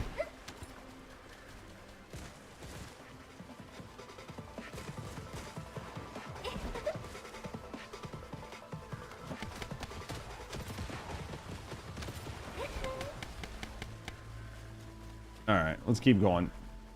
Dude, I feel like this place is almost too big. Like the enemies just aren't spawning fast enough. I guess I could put more range back on her, because I think you're probably okay for more range here. Just because of the size of the area.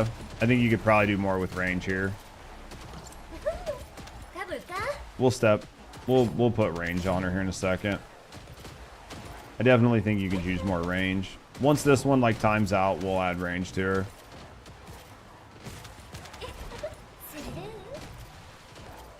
Do you think you have an Arma problem?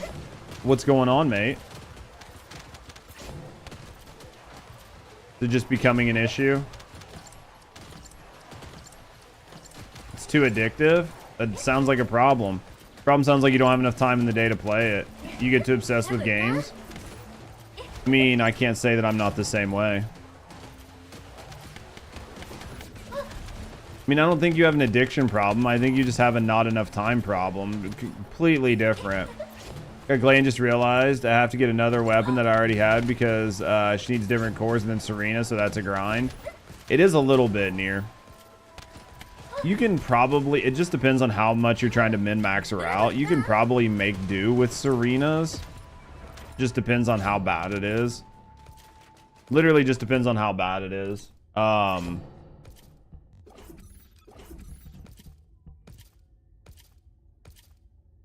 Handsome and modest guy problems. I have those. I have those. It's hard being handsome, modest, and always right all the time. It's a curse, man. Like, there's not really much you can do about it. True story. I feel that. Can confirm. It's a hard life, brother. Playing with the presets and they're so bad. It's true, though. Just need more presets and you'll be okay. Oh. Have I tried 7 days latest release? I haven't been able to. Not on stream. I've been really far behind, man. Like my life right now is like get up, work on YouTube videos, stream, work on YouTube videos, go to bed, rinse and repeat. That's all I do. Like I probably spend like 14 hours a day in my chair. Like minimum. It's a good life. It's a life. It's definitely a life.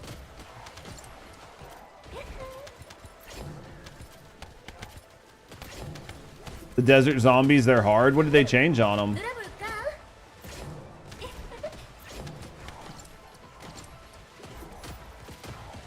Is his new series good? You got a lurk? I appreciate you, mate.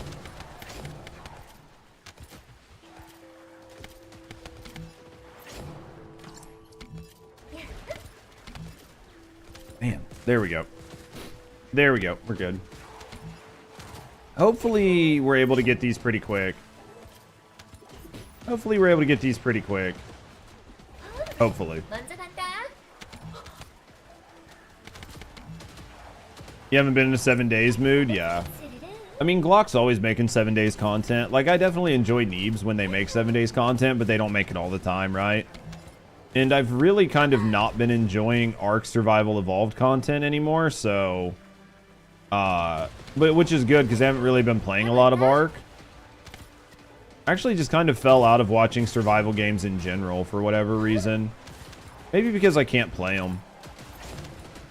I definitely think I enjoy content around games I'm playing more. They spit insect swarms at you? Dude, that sounds rough as fuck, old man. Do you just have to avoid the insect swarms, or can you, like, shoot them down? Like, with, like, a gun, shotgun, something like that? Because if you just have to avoid them, that can be pretty rough. Especially if they can, like, infect you early game. But most people aren't going out to the desert that early, so... Right? Like, most people aren't just headed out to the desert.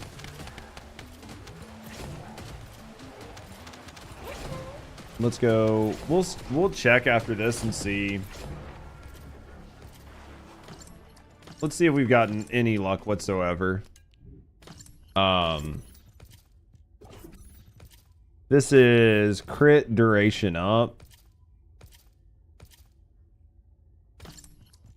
I'd probably prefer crit cooldown, but it's tech, which is junk. Is that really the only one that we got?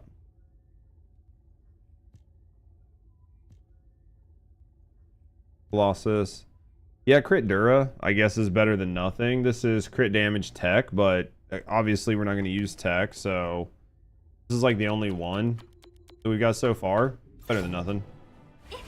No, you have to shoot or melee them or kill the zombie before they spit them at you. Ugh. I mean, at least you can melee them, right? How much damage do they do? Is it bad? What is this? There, break that. There we go. Let's go this way. I mean, I hate crit farm. I hate fucking reactor farming. It's just so boring. I just hate reactor farming.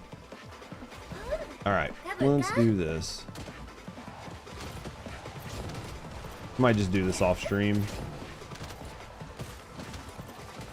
If I can find time. That's the hardest part, is like I need the reactor farm. I could reactor farm off stream, but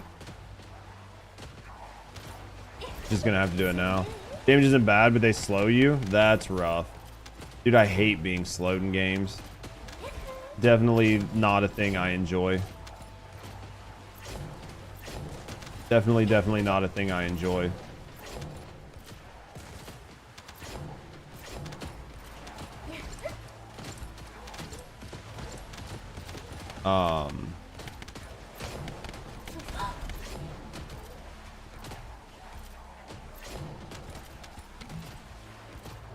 What do we got here? Let's go around the corner here.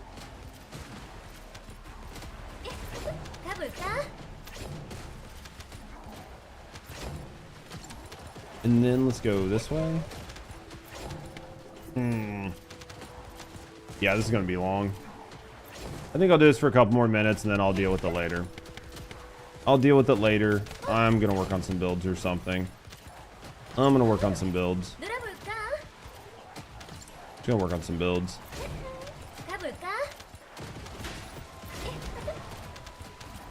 Actually, guys, you know what? I'm just gonna go ahead and end it. Unfortunately, guys, I'm just not having a good day. I'm not having a good stream, and I know I'm not gonna make a good stream for you guys.